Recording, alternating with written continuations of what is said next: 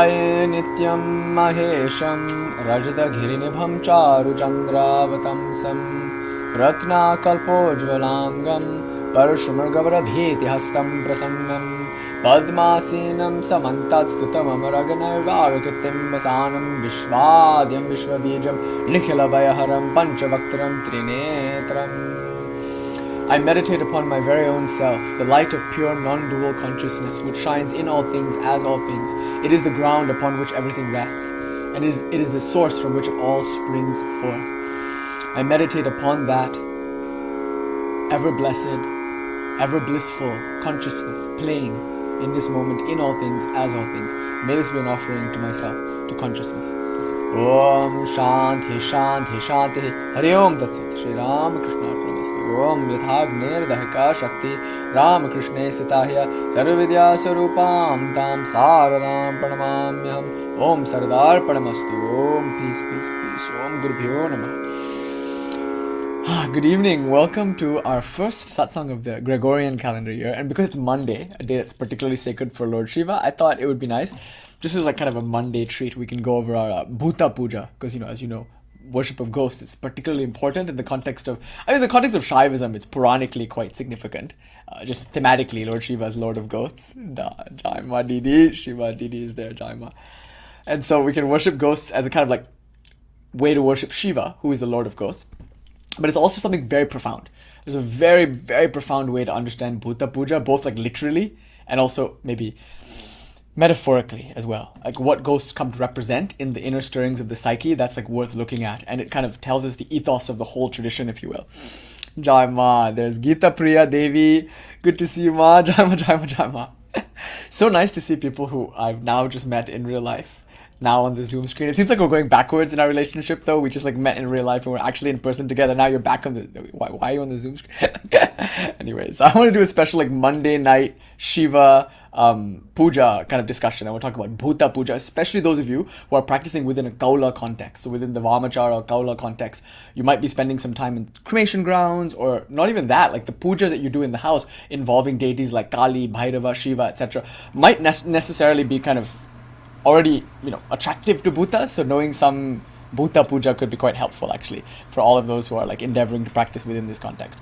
Okay, so having said all of that though, my main discussion that I want to have with you tonight is regarding what I consider to be the very essential philosophy of the tradition, but specifically with regards to bhoga, with regards to experience, with regards to being in the world. And the question I want to ask tonight, because it's a pretty ultimate and importantly contextualizing question, is this: what do I do with my life? Like, not only now, prior to understanding the absolute nature of reality, but upon understanding the absolute nature of reality. Like, chop wood, carry water just doesn't satisfy it for me. It just doesn't cut it for me. Like, because I don't do that. I don't chop wood and I carry water. We do all sorts of other things. I think there's a there's a different way of putting this, as it were, which doesn't kind of capitalize on mundaneness, but points to the alaukika nature of all things. Like, there's a way of saying everything is perfectly ordinary and beautiful for being ordinary. But there's also a way of saying, actually, ordinary is our projection onto an incredibly rich, incredibly complex, dynamic, playful, expressive reality. So everything is vichitra, actually. Everything is strange and everything is miraculous. Nothing is ordinary. There's no such thing as chopping wood or carrying water. You're getting chopped, as it were. And she's not chopped, but we're chopped and we're getting chopped and we're like on this like river of dissolution that's like this roller coaster. Like it's not chill. Like this idea that after enlightenment it's chill. Like you'll just chop wood and carry water. I'm going to push back against that today. The first thing I want to do in this Gregorian New Year is I'm just going to say that's cute and all, it's not my vibe, and I want to present a different one. Not a better one, just a different one, to make the case that after enlightenment, you do not chop wood and carry water. You are in the midst of a maelstrom, a hurricane of incredible magic and mystery and profound complexity. Like there's nothing simple about enlightenment. It is deeply complex. There is nothing silent about enlightenment. It is roaring with the sound of mother's laughter. It is always ablaze with the ecstasy of her dance. There is no stillness. There is no silence. There is no peace. There is no simplicity. It is pure aliveness. And we'll talk a little bit about that view from the view of Shakta non-duality. Like, what is it to attain enlightenment? And our claim is that what you'll get then is what you have now. There does not exist a single human being who is not enlightened. Because enlightenment is not something you attain. It is the very nature of your being. Before I get into it though, I have this heater on. Just give me a second. Let me turn it off. Because for whatever reason, Zoom is not letting me turn original music off. So like, I'm in a bit of a It's a weird dilemma. It's like if I turn original music on, I can chant, but the heater is on, and so like you're getting a buzz probably. Just give me 1 second. Really? So, I want to present a view from the top, as it were. This is called darshana. I think the first thing we should say today is that all that we're going to do in our time together is explore darshana on different levels. The word darshana means view. Like literally it comes from the root drishya, like to see. The thing that you see. It's like a way of orienting yourself to yourself and to reality. So this is the first thing to understand. The experience that you're going to have here in this embodied existence when confronted with the myriad phenomena that is before you and that is arising within you, the way that you're going to experience all of this is determined entirely by darshana, by the way that you see it. So each and every one of us, unconsciously or consciously, is buying into a darshana, into a worldview. And of course, the prevalent worldview into which we're all born, kind of the worldview that we inherit by virtue of being born in this day and age, is what we like to call scientific physicalism or scientific materialism. So it's nice to just acknowledge that this is our starting point. Like we're most of us starting from this understanding that there is a world. And when you go to kindergarten, when you go to like primary school or something like that, you're taught that the world is composed of atoms. That's the first thing maybe you learn, that there's like physical matter, and that physical matter is absolute. It exists. It exists objectively and independently, and it exists whether or not you exist. This is a very interesting idea. So you could call this like realism, or in fact, I think it would be better to call this physicalism, because this idea is that the world is physical matter, and that matter can be understood to be like these basic building blocks, like the most discrete atom, or like the most indivisible particle. So we start off by calling that an atom. And of course that idea is ancient. We have the atom idea in ancient India as well, the idea of an anu, like a basic building block, a basic building Lego block or something, upon which this Lego structure is made. But in like ancient Greece, of course, Democritus, you find ideas like this. But I'm just going to present Dalton. We'll just start with Dalton. So there's this guy, he's a British scientist. He bowls and things like that. And he's got these theories about what the universe is. And allegedly, he's looking at big objects like moon and sun and things of that sort. And he's reasoning thus: if the biggest objects in this universe, like the sun, like all these celestial bodies, if they are circular and spherical, maybe the smallest, most discrete, most indivisible particle of matter, maybe they too are like spherical and circular. It's pretty excellent reasoning. If on one end of the spectrum things look like this, maybe on the other end of the spectrum, they also look like that. So he proposes this atom theory, and it works out. Like when he makes models as to how salt dissolves into water, and he can demonstrate it with different sized balls and whatnot, and he's standing in front of the Royal Society and he's presenting this theory on atoms, and it like checks out. It like works. So it's accepted. And of course over some period of years, it's refined. So it's soon discovered that the atom is mostly empty space. We have Ernest Rutherford, one of the scientists, like shooting, alpha particles or something through the atom. And none of the particles that he was shooting would deflect off of the atom. And that's like really spooky. It's like, here is something that's supposed to be solid, a tin sheet or a gold sheet or something like that. According to our understanding, it's composed of atoms, these discrete, indivisible particles of matter. And according to our understanding of atoms, this is solid. The atoms have mass. They're substantial. It's like solid. The world is made of atoms because, after all, when I touch the table, there's a solidity to the table, is there not? Like everything around me, it looks like it's there, and in truth, I bump up against it when I move towards it. So it must be there. There's a textural kind of solidity and substantiality or substance to the world. So therefore, it's incredibly eerie to be shooting these alpha particles at like a gold sheet, only to find that none of the particles are deflecting. It's just going right through, as if the seeming like stuff of that sheet of metal is but an illusion. It's really quite thrilling to touch something and feel that it is solid, but then to ask yourself, is it really even here? I mean, my senses are reporting that it's there. Like I'm trying to move through the room, and there's a table between me and the other side of the room, and I bump up against that table. And so like, what's that about? I've got to explain that, and that's enough for me to say the table is real. But then here in the experimental context, when a scientist is shooting alpha particles through a sheet of metal, the laboratory data is not reporting the presence of a substance. Like there's something eerie about this. Anyway, it's like a mistake. It's an error that saves the day. So one of the lab assistants or something does indeed find a deflection, and that allows them to kind of articulate this theory of the atom where all the mass is in the center. Like most of the mass, like almost all of the mass is in the center.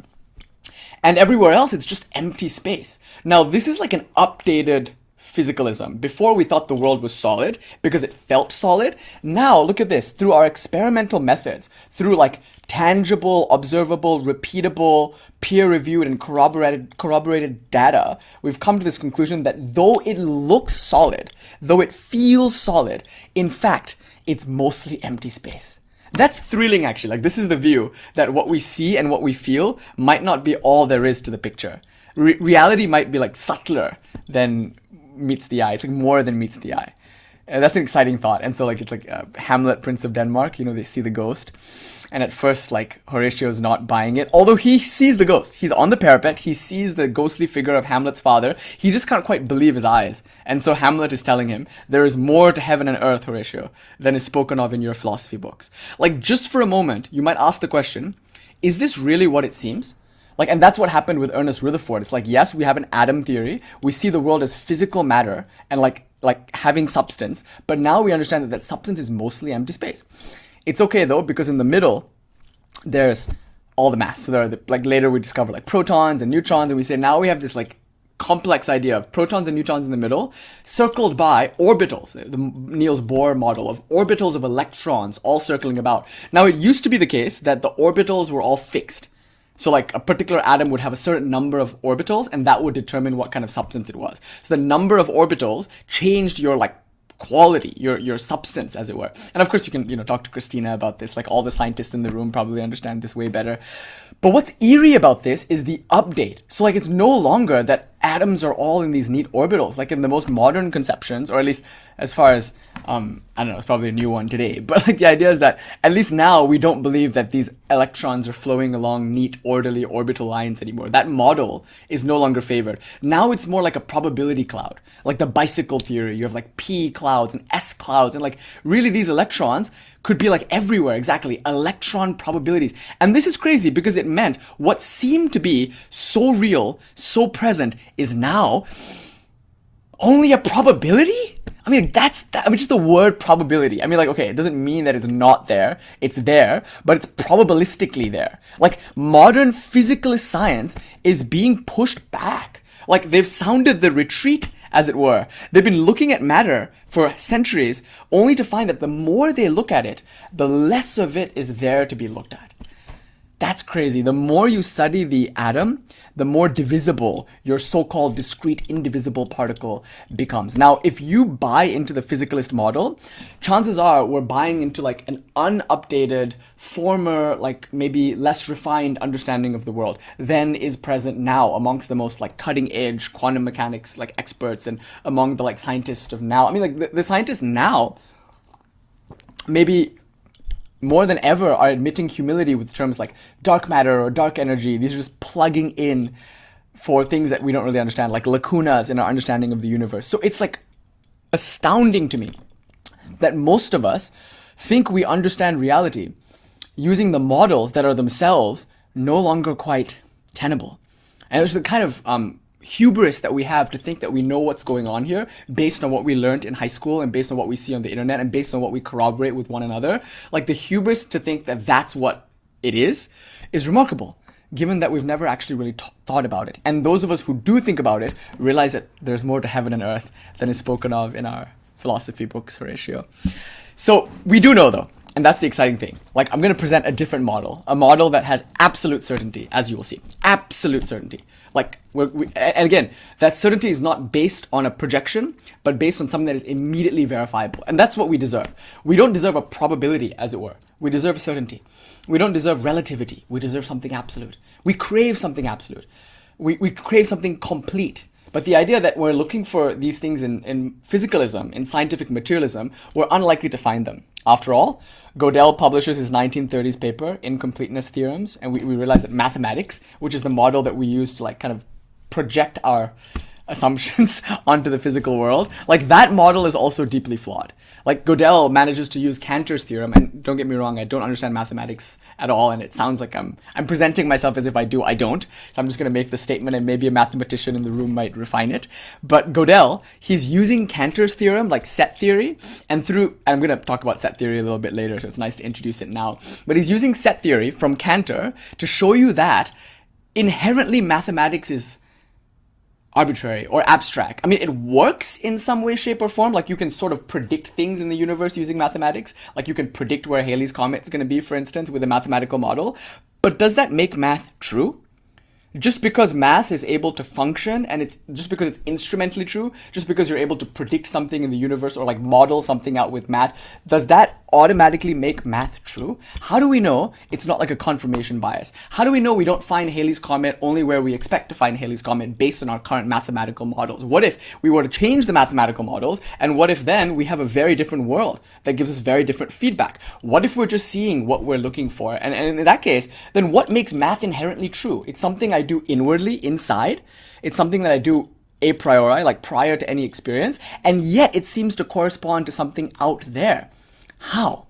This is the question. How does this like interior process of mathematics, how does that correspond to this like external world of reality? And Pythagoras is excited by this. He's like, what if the universe, what if it's expressed in numbers? And he's like nerding out, and he's got this like literal underground indie band where he plays music, and he's trying to figure out math and music and the relationship between like intervals, how musical notes are related, the harmonies that come about when you have like a, you know, like a 1 and a 5 like that. And then he's thinking about the universe in these terms. Like, the universe is like this resonance, this harmony. It's like beautiful music.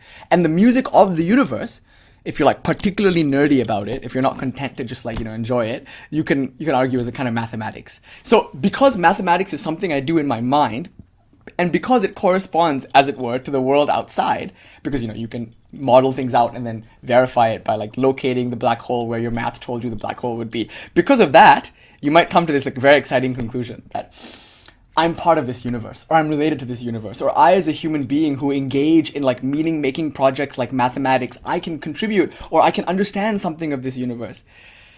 Yeah, Shiva, right. Like, the takeaway from all of this is that, like, yes, they heard our Johnny Big Good, they heard it, and they like raise us Diplo or some shit. Actually, after Asha's wedding, after passing out in the Battle Creek, Michigan forest, like, you guys never thought I would make that flight. I made the flight, clear. I was on that 3 a.m. flight. Like, the moment the flight landed, I'm in this puja, and I'm doing this like outdoor Kali puja by a pool. And Diploji is there, like, squatting in front of the Kali, and I'm like giving him kumkum, and everyone's like, "This is Diplo, bro." I'm like, I don't know who Diplo is yet. Back then, I don't know. So I'm sitting there, I'm like, just still kind of hungover from Asha's thing, like, you know, partying with Asha. I was lucky to make it out of that forest alive. But it was just such a surreal experience. And so the aliens, they heard our Johnny Be Good, and they raised us Diplo. And in that moment, I was like, this is a spaceship. I'm in like an alien setting right now. Like, what is going on here? So yeah, maybe that's what we learned, that the aliens are like us, or that there is a world out there. And like, the world out there is not entirely different from us. In fact, we can consider ourselves a part of it because we can do something, namely mathematics, that relates to it. That's thrilling. It's thrilling to know that like we can participate, or at least come to discern something about the world around us through some internal process that we can do here, within my mind. That's called mathematics. And that's why like Gödel is kind of like a wet blanket for this whole thing, because he like publishes his paper in the 1930s. It's a pretty good paper, and, you know, of course, thus far it's been so many years. It's been like 70, it's been 90 years since then, almost 100 years since Gödel published the paper. Obviously, it's like a cutting edge paper, like, what is it? There's like a conjecture that people have been working on for, anyway, in mathematics, obviously people in the leading universities, the best mathematicians have been trying to crack this, and I'm sure there's lots of literature out there now that I don't know about, so this could be dated. But basically what the paper is saying is that it's a projection. Like, this whole mathematics thing, like, we think that it maps onto the world outside of us, but when we actually look at mathematics, it inherently is not real. Like, the axioms are arbitrary, and like some of you are saying in the chat, they work only because we decide that they work. We like decide that 2 + 2 = 4, and based on that, we can then build an entire mathematical system. And there's like other mathematical systems that we could use. Like, we prefer one mathematical model with some base axioms over other mathematical models with their own base axioms that might actually be different from the axioms that we use. So why does 1 + 1 = 2? And we can get into a very delightful discussion about like Platonic numbers and the realness of numbers. Like, are numbers our projection, or is there such a thing as like quantity in the world? This is an exciting conversation, but not the one we're really going to have, because I think there's an even more exciting conversation here that will take us into idealism and go way beyond both realism and idealism. But the first thing we have to acknowledge is that like our hubris comes from the idea that our math has a certain predictability. Our hubris, our pride, as it were, our arrogance, comes from the idea that our science, our physicalism, gives us some sort of control. I mean, there's like nuclear weapons, and there's running water, there's hygiene, there's like medicine, and like for the first time, maybe babies don't have to die quite as much as they used to. You know, for the first time, I can like flip a switch and the lights come on. Like, how wonderful, and therefore my model must be true. Again, be careful. Just because mathematics is predicting where Halley's Comet is going to be doesn't automatically mean mathematics is correct. Just because something is instrumentally true doesn't actually make it true. It's convenient to say that just because it works, it's therefore right. No, we have to take a step back and ask if it's right inherent to itself. Like within its own context, is it right? Without any like appeal to something outside of it for confirmation. So therefore, just because our quote-unquote physicalism, our materialism, our scientific models, just because they've provided us with a world where we can turn on lights, where there's like running water, where we can like nuke our quote-unquote neighbors, like just because we have that kind of world, does that mean we're so smart that our systems work? You know, there are things in Egypt that modern architecture with like all of its science can never understand how to make. And there are things in India that are just like mind-blowing for like the leading cutting-edge architects of this world. Like they look at certain temples and the way those temples were constructed in the stone, in the mountains, and they're just like baffled. There's a way in which like the ancients viewed the world that makes our modern philosophy seem so thin and so superficial and so arbitrary. Like there's something about the way that the ancients viewed the world that almost humbles us, because we immediately understand that for all of our running water and hygiene, for all of our like electricity, for all of our like nuclear power and renewable sources of energy, we don't, not only do we not know what's going on, we know a whole lot less than the people that came before, even with their lack of technology, even with their lack of control over the world as we think we have now. So the claim we're making is that the illusion that we have control is something we have to first push back on. Maybe we don't. It's kind of unfortunate that in your house the lights might work, but your relationships don't. Your home appliances aren't broken, but your heart might be. It's like you might be able to control the world around you, usually with a lot of violence, but often we can't even control ourselves. Like giving someone technology to be able to destroy things is very dangerous if they themselves are destructive. And we're almost all of us destructive. We're like unable to experience our life with much nobility or courage. And so often these things that should liberate us become instead our thraldom. So we shouldn't be too proud of our control of the world, of our progress or of our civilization, for all the good it's done after all. So we managed to build a Starbucks in some far-flung corner of the world. Like, is that really an indicator that we've done anything worthwhile? Like that we have nuclear weapons, that we have electricity, that we have running water. Of course, we should not like underestimate these things. It's wonderful that more babies now can survive than ever before. It's wonderful that like infant mortality rate is down, like cradle to grave. Like it's like getting longer lifespans and whatnot. All that's wonderful, but maybe peripheral. And now what we're going to do is we're going to propose a model of understanding the universe that can do a little bit better, because it won't reject or negate all the stuff that we have now. Like science will continue to work. We'll still have those mathematical models. We'll still be able to quote unquote predict Halley's Comet. We'll still be able to like turn on the lights and like have clean running water and do all of that. Like that's okay. But there's a deeper understanding that also addresses all the heartbreak, all the misery, all the seeming like emptiness that comes about in this particular model. Yeah, I know. So, I mean, maybe that's where it's all led to. Like, I guess the Starbucks pink drink, you're right. I was telling somebody else that day, I was like, mozzarella sticks, yes. We were coming back from the forest in Atlanta, like North Georgia or something. And we're thinking, like, what do you want? They were going to take me to a Waffle House. And I was like, it's not 2 a.m. yet. The only instance in which I'm going to end up at the Waffle House is like with Geeta Priya at like 2 a.m, like after like an all like 4-day benders. Like, it was like 3 p.m. I'm like, what? Why we can't go to Waffle House? So they were asking me what I wanted instead. And we just had this overly long bit on mozzarella sticks and how like it's the pinnacle of Western civilization, and India still has to catch up to this mozzarella sticks business. Anyway, it's like, well, you know, what have we achieved really? This is a wonderful question to ask, and it seems like what we've achieved is rather complex. And here's the thing, maybe not that satisfying to many people. Maybe to some people, but not to all people. And like one reason why is because we all want to be complete. We're looking to be complete. I think most of us crave wholeness, wholesomeness, completeness. When we feel incomplete, we feel a kind of existential angst. We can't say this about everybody. Obviously, like some people, there's like a joy to being incomplete. And by the way, by the end of this lecture, you'll see that like everything is maximally good, like even incompleteness. But we'll start with this for now. The only reason, presumably, that you're here is because there's some sense that these words, that these ideas will have some value for you. But by that is meant it will move you from a place of relatively less completeness to a relatively more complete place. You feel fuller, more whole, or dare I say more holy. Like from asshole to holy, it's like a process of wholeness. And so we want completeness. Therefore, if we're looking for completeness, and we're looking for it within a mathematical model that Gödel has already literally proven is incomplete, we're going to be disappointed. Isn't that interesting? We're looking for wholeness and completeness, but the mathematical model itself, as per the incompleteness theorems, cannot offer it. So seeing the world in terms of logic or in terms of mathematics won't do.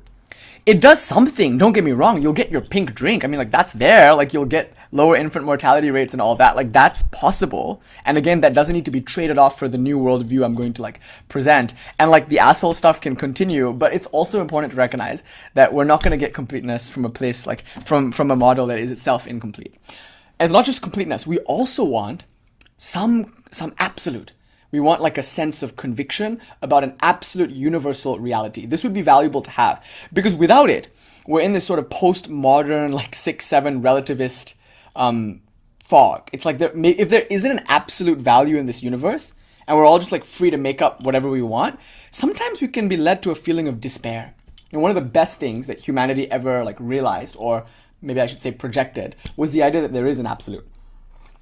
That there is a capital T truth. And it's not just scientists that speak this way, it's poets. Like poets will tell us, like Keats will say, truth is beauty and beauty is truth, which is the main claim that I'm going to try to argue for today. Much of this lecture is going to be about poetic rapture, about art, about play, about the like uniquely Shaiva, uniquely Shakta Tāntrik worldview, which invites us to like actually engage with truth as beauty and value it as we value the beautiful. And we're going to argue for all of that in the course of this discussion. But like we'll start with this. There are poets like Keats who acknowledge an absolute called truth, meaning it's universally true, it's like absolutely true, it's unchangingly true, it's always true. Like that truth, he calls it beautiful. The truth is beauty. And what's helpful for us, because most of us are able to perceive beauty, beauty is truth. So what Keats is arguing for is what we're going to eventually argue for in the course of our entire discussion. It's this idea that like anytime, anywhere you encounter something beautiful, like in a face or in a fashion sense, like in the way light falls upon a stone or something, like in the way a song sounds, or like to reference Pythagoras again, like in the way the two notes sit against one another, the interval or like the resonance of those two notes next to one another, like whatever beauty, or maybe even harmony. There's this idea also of beauty being about harmony. Like that's what Pythagoras is eventually like getting at. There's like a mathematical precision to beauty. But I think a poet might not say that. The poet might not like speak of it in terms of mathematics or in terms of like golden ratios or means or medians or harmonies. Like I think a poet might just notice the wordless sort of inscrutable, maybe even mysterious, transcendental nature of beauty. Like there's something transcendental about beauty in the sense that my mind can't really like make anything of it. And that's what ultimately math will do to us, right? Like math ultimately will take us to the very edge of reasoning until we see that our models are nets that are way too small to catch the infinite. And though but a dwarf, we would try to make a captive the moon. And in the attempt of doing that, jumping up, like in the Kalidasa poem, jumping up, short as we are, to try to catch the fruit, that jump is called mathematics. It's called logic. It's called our meaning-making models. And art is included in that. So if you go to conservatory and you like learn scales or whatever, and they teach you, okay, there's Rag Bhairava and Rag Bhairavi, and you play these in the morning. Rag Bhairava is the king of the morning rags. And what you do is you take a C double harmonic major scale and then you drop the second and drop the sixth, and that makes Rag Bhairava. So here's what it sounds like, here's how you apply it. And if you're in this particular, like, I don't know, Western school, you say, oh, Mixolydian, like, okay, we'll start with the G, we're in C major, but it's going to start with the G, and then these are notes you can play, and because it's C major, you can't play any sharps or any flats, and then when you're in G, you can have one sharp, but it's the F sharp. Like, all of these are models. Again, we're using, like, symbols. We're using words, concepts, symbols, and these models can become incredibly complex. They're not just there in mathematics, they're there also in poetry. They're there in like art and ideas of like perspective even. And there's this school and there's like this other school and they have a different idea of perspective and whatnot. So in art, in fine art, in sculpture, in poetry, you have all these different ways of doing it, and all of these are like models. And again, it's like the dwarf trying to make captive the moon. To use it's not a very politically correct way of saying it, but it's a Kalidasa poem. It's often translated in the gospel like that. So this idea of like reaching out, but being unable to reach it, but still attempting to reach it, is what civilization looks like. And it's not just there in mathematics, it's there in art, it's there in science and whatnot. These are our meaning-making systems, our models, which act as nets, as it were, to try to like understand what seems to be an incomprehensible reality. But here's the thing about beauty, though. It's immediate, it's tangible, and it's like known in like a much more visceral way than any model could like account for.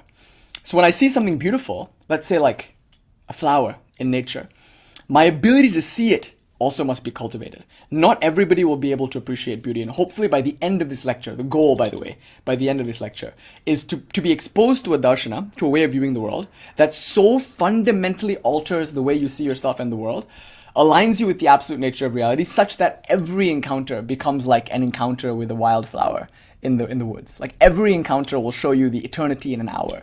Like every encounter will be like the universe in the grain of sand, like the infinity in the palm of your hand kind of thing. It's a beautiful Blake poem, right?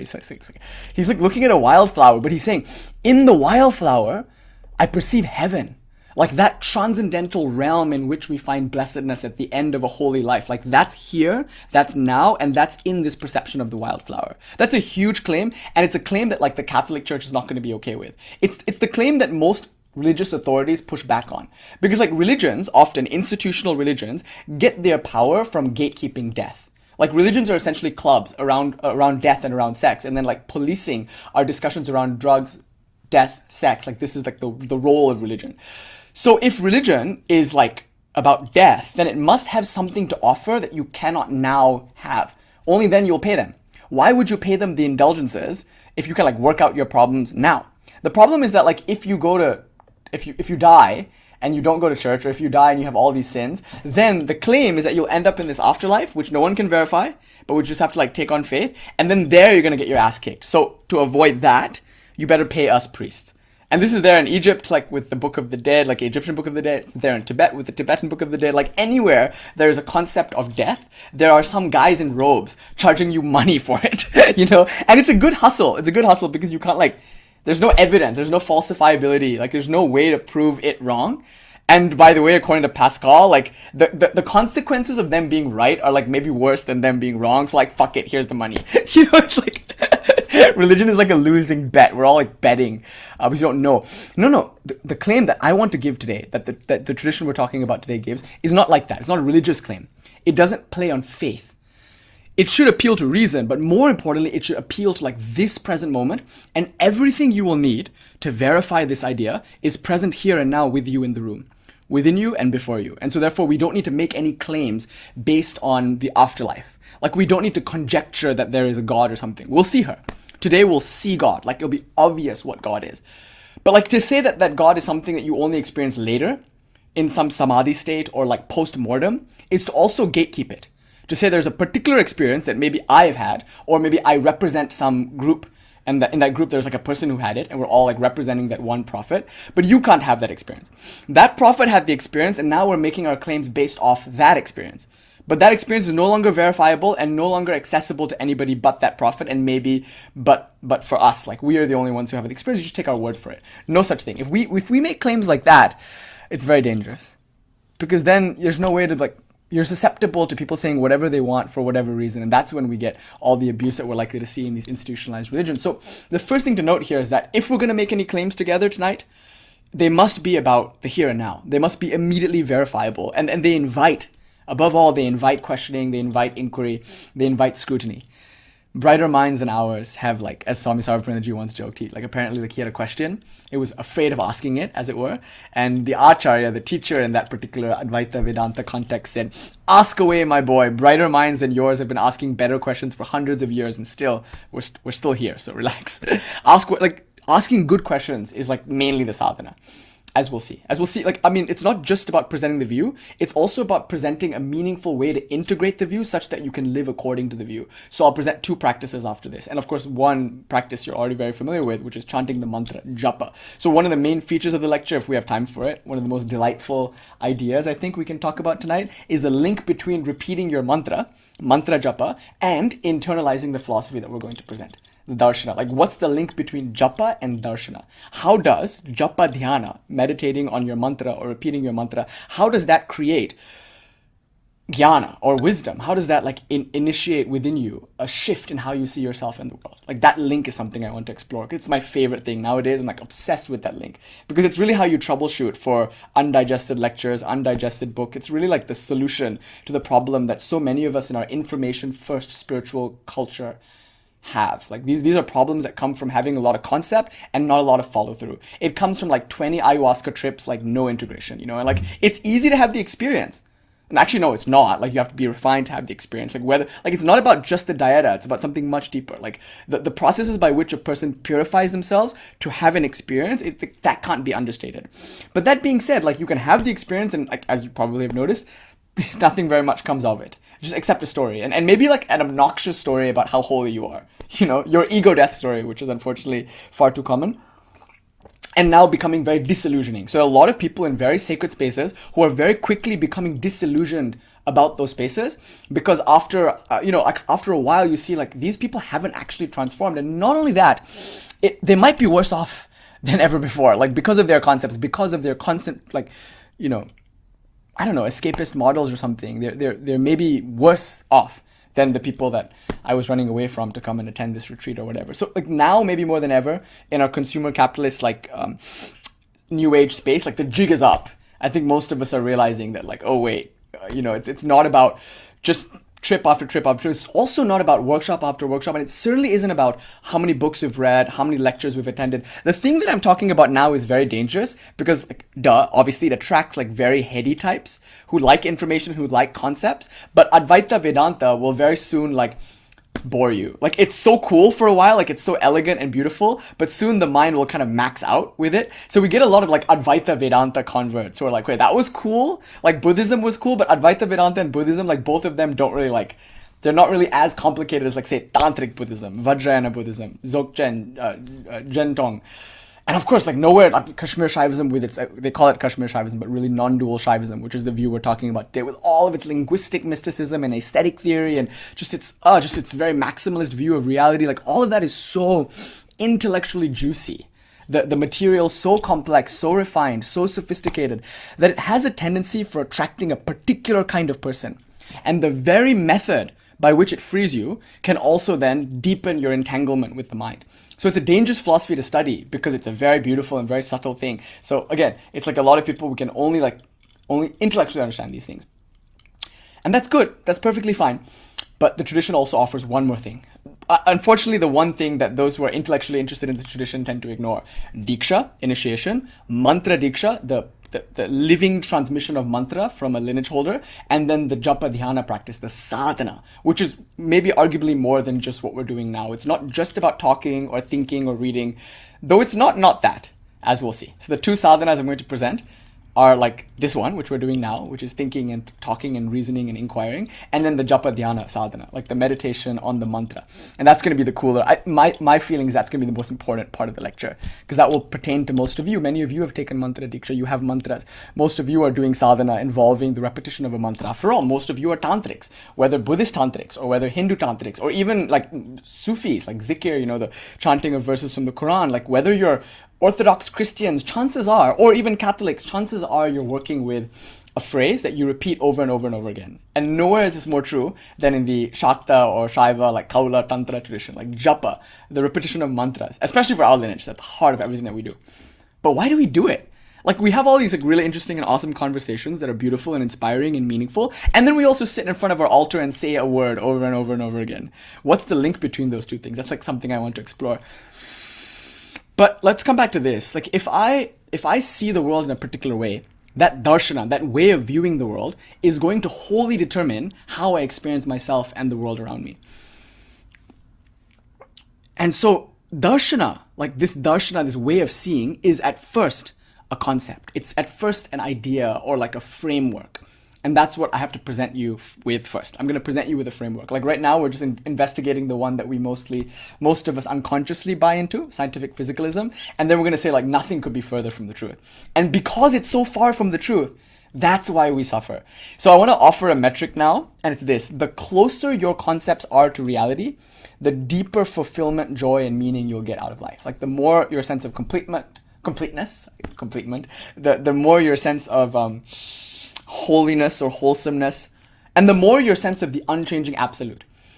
Prior to this like understanding, the further away you are from reality, the less complete you will feel, the more limited you will feel, and the more relative and more confused and more foggy you will feel. So clarity, conviction, alignment, completeness, wholesomeness, these are all like arguably yardsticks for how close the view is with the ultimate nature of reality. Now, here's the first thing we'll say.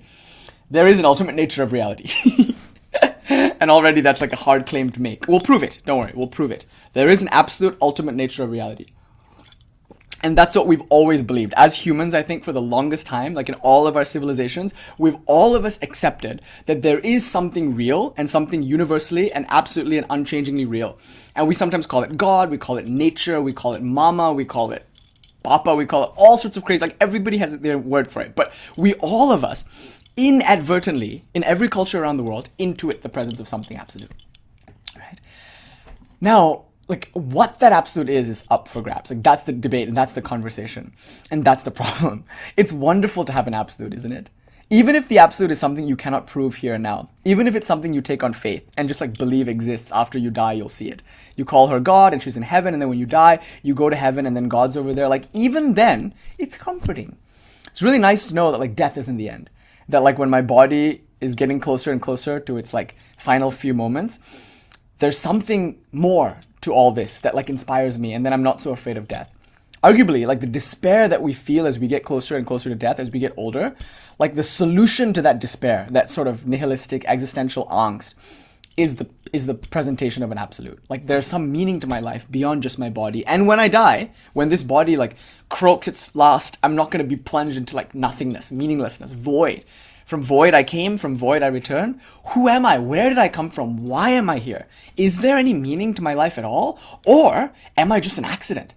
Like, is this just like some epiphenomenon, like some rocks accidentally rubbed together, and my parents like one night in the cave just like rubbed together in a particular way, and like this happened, and like it's an accident, like the caveman condom broke, and now like fuck, like they're upset about it. They, you know, they have to pay for caveman college, and I'm upset about it because like I have all these problems and I never asked to be here, and yet I'm here, and like why? What? Who? And if for like no reason, if I'm just here by accident, that's like a very unfortunate and sad conclusion to come to. Or, depending on the kind of person you are, freeing. Like it could be the most freeing thing you ever realized, or the most tragic, most painful thing you ever come to like terms with. That your existence is an accident. That it's like just a epiphenomenon, a byproduct, a sort of like unintended consequence. And all of this actually would have been better off without you. Like the idea, the basic worldview of scientific physicalism is that there is an objective, tangible, material world that existed before you, long before you it was here. There was like the Amazon and all of that. And long after you, it will be here. And right now, David Attenborough is like on the screen telling you how like little percentage of the rainforest is left. And he's on like this like white savior mission to like save the rainforest. Like that's happening now. But soon everybody will forget about Sir David Attenborough. They'll forget about us. And like, as Virupaksha is saying, flash in the pan. Like maybe it's meaningless. Maybe we're just this like smudge upon the face of this green, beautiful earth that like really shouldn't be here. And thank God when our civilizations all implode and collapse upon one another. Like thank God when we hit the... What's it called? You know, there's like this like when civilization gets to a certain point, it implodes. Like there's a theory about why there aren't aliens. There's like a name for that. I forget. Like some kind of ceiling that you're like, when you hit it, the civilization is not able to. Do you guys know what I'm talking about? There's like a... It starts with F, I think. No, Virata, relax. I know I know you know it, but like he knows it, but he's like look at him. He's like chilling. Like this is how you should like. This is what it looks like to like understand this darshana. You're just. Yeah, thank you. Fermi's paradox. Yes, thank you. I was like the fucked up, bitch, fuck, everything is fucked. That's the mantra that I was initiated into in Atlanta. Bitch, fuck, everything is fucked. Jai fucking ma. Okay, so Fermi's paradox, this idea of like maybe the reason we don't see aliens is because by the time a civilization gets to the point where space travel becomes likely, they implode. Like maybe we're not made for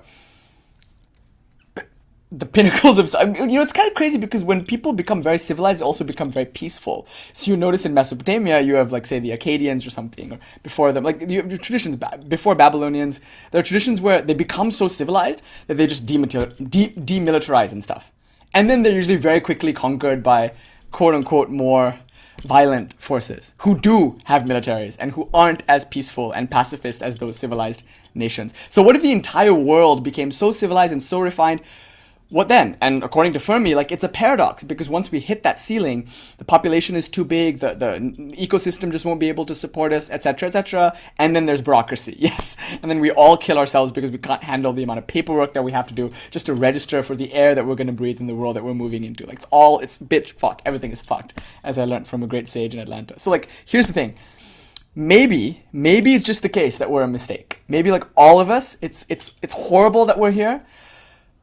But also, like, maybe we shouldn't kill ourselves. Like, the question of whether or not we should kill ourselves is an important one. Like, I often joke about the French philosopher, like the American philosopher, they say, looks to tomorrow and asks, how can I make this world better? That's the root of American idealism or jingoism or something, right? Whereas the French philosopher, existentialist philosopher, thinks about his life and asks, why should I not kill myself tonight? You know, like if you come to the conclusion that everything that is meaningful will ultimately disappoint me, you can end up with a very, like, dark pessimism, like the Buddhist kind of idea that everything is suffering. If the Buddha did not teach reincarnation, like, the sad conclusion of that darshana, of that view, would be that life is inherently meaningless. If there was not a way out of suffering, if suffering was all there is, then I should, like, end my suffering now. The question of euthanasia. If I know that the next 20 years of my life will be spent in horrific pain, should I not be given the option to, like, voluntarily and with dignity step away? Should I opt out of that pain? Why would you make me endure that pain? Like, what's the meaning of it? After all, in the Buddhist model, there's no God. There's no payoff to that suffering. The fact is there's suffering. Maya is nothing but a statement of facts, Swami Vivekananda said. So the Buddha is not saying why there's Maya. He's not interested in the question, why is there Maya? You know, it's like if you were to ask, why is this world full of suffering? What's the purpose of suffering? Who benefits from my suffering? Is there, like, a goal in all of this? The Buddha would say, he would give you a metaphor. He would say, like, oh, it's like being in a burning building, and instead of trying to find your way out, you start asking these, like, overly speculative and meaningless questions. Who started the fire? Which room burnt down first? How long will it take before the smoke chokes me out? Like, what's my safe word when the smoke starts choking me out? Like you could ask these speculative questions, but by the time somebody tells you the answer, you're dead. Like, you're burnt, you're cooked. So don't let them cook. Like, this is not a time to cook and ask good questions. It's a time to, like, leave the burning building. So the Buddha's, like, priority is in getting out of suffering, not in understanding suffering. So the fact of suffering is the first thing that the classical Buddhist darshana provides. Like, just acknowledge the fact that in your life you will suffer. In fact, acknowledge the fact that in every experience is inherent some suffering, sooner or later. It's only a matter of time. That's the claim. And, like, my God, like, what a claim. And if you don't have reincarnation, if this is the only claim, then how bleak. Might as well kill myself. Like, if nothing is going to ultimately satisfy me, if there's no God, if there's no absolute, if there isn't a purpose to all of this, and it's just suffering, why do I endure it? Like, what, like, you know, so, but the reason you do, according to the Buddha, as we described last week, is because if you do kill yourself, unfortunately, it's only the body that you kill. The self is not the body. There's something that might continue past the body. And even if you don't know for a fact that that's true, and of course, arguably every school of Indian philosophy, but for one, accepts reincarnation. So that shows you that it's not so much a matter of belief, but more a matter of reason. So we can do that now. We don't need to. I mean, maybe in the Q&A we can talk about it. But there's, like, a way to reason out reincarnation. But again, don't think it's, like, believed. It's just posited as a theory. It's just the theory that has the most explanatory force, and therefore it's universally accepted except for one school, Cārvāka. But almost everyone, whether they're theist or non-theist, even though they disagree on pretty much everything else, they almost all of them, Buddhists and Jains and Hindus, they almost all of them agree about this, reincarnation. And because reincarnation, death is not just the death of the body. Like, there's the mind, which will continue even after you off yourself. So, you're not killing yourself by killing the body, and that's the problem. Because the goal of some of these traditions is actually a kind of suicide. Like, I argue, if at any point in your life that you had ever felt any kind of suicidal ideation, you're a very good spiritual aspirant. You're wise. I think if you wanted to kill yourself, you're smarter than most of the people in the world. Can I just put it that way? Like, you've discerned for yourself what the Buddha wanted to teach you. Like, the first thing the Buddha taught you, you learned. But you, like, maybe missed the rest of the lecture, but the conclusion that you came to, based on that first thing, was correct. This world is fucked and it's not going to get any better, actually.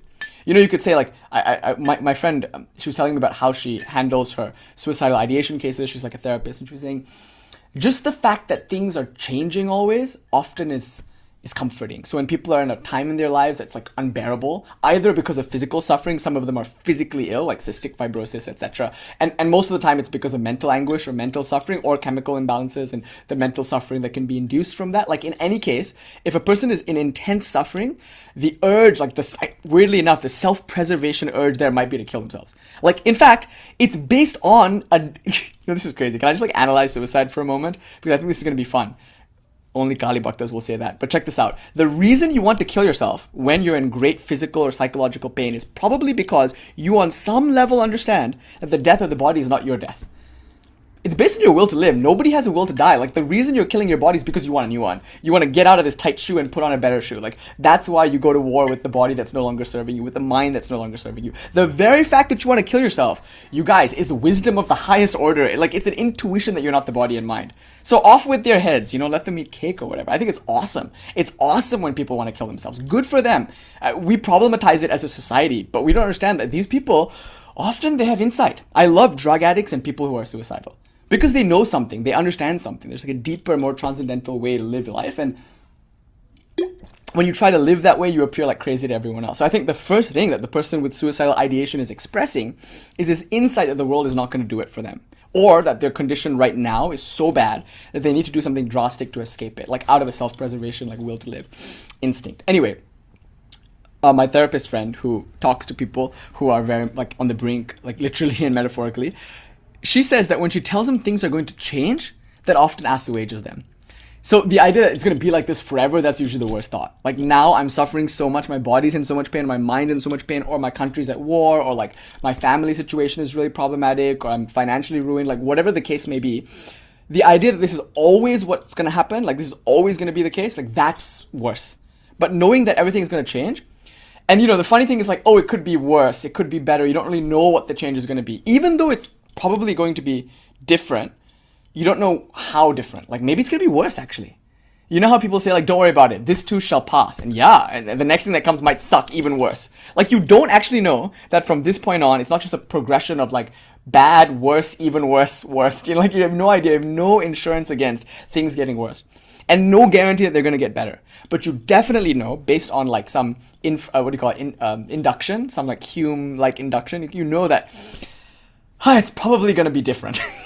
I mean, you don't know that, you kind of wager that. Like, you don't know the sun is going to rise tomorrow, but through a Hume-type induction, because the sun has risen pretty much every day of your life thus far, you kind of assume that it's going to rise tomorrow. Similarly, because things have changed so much already, you assume that they're going to continue changing.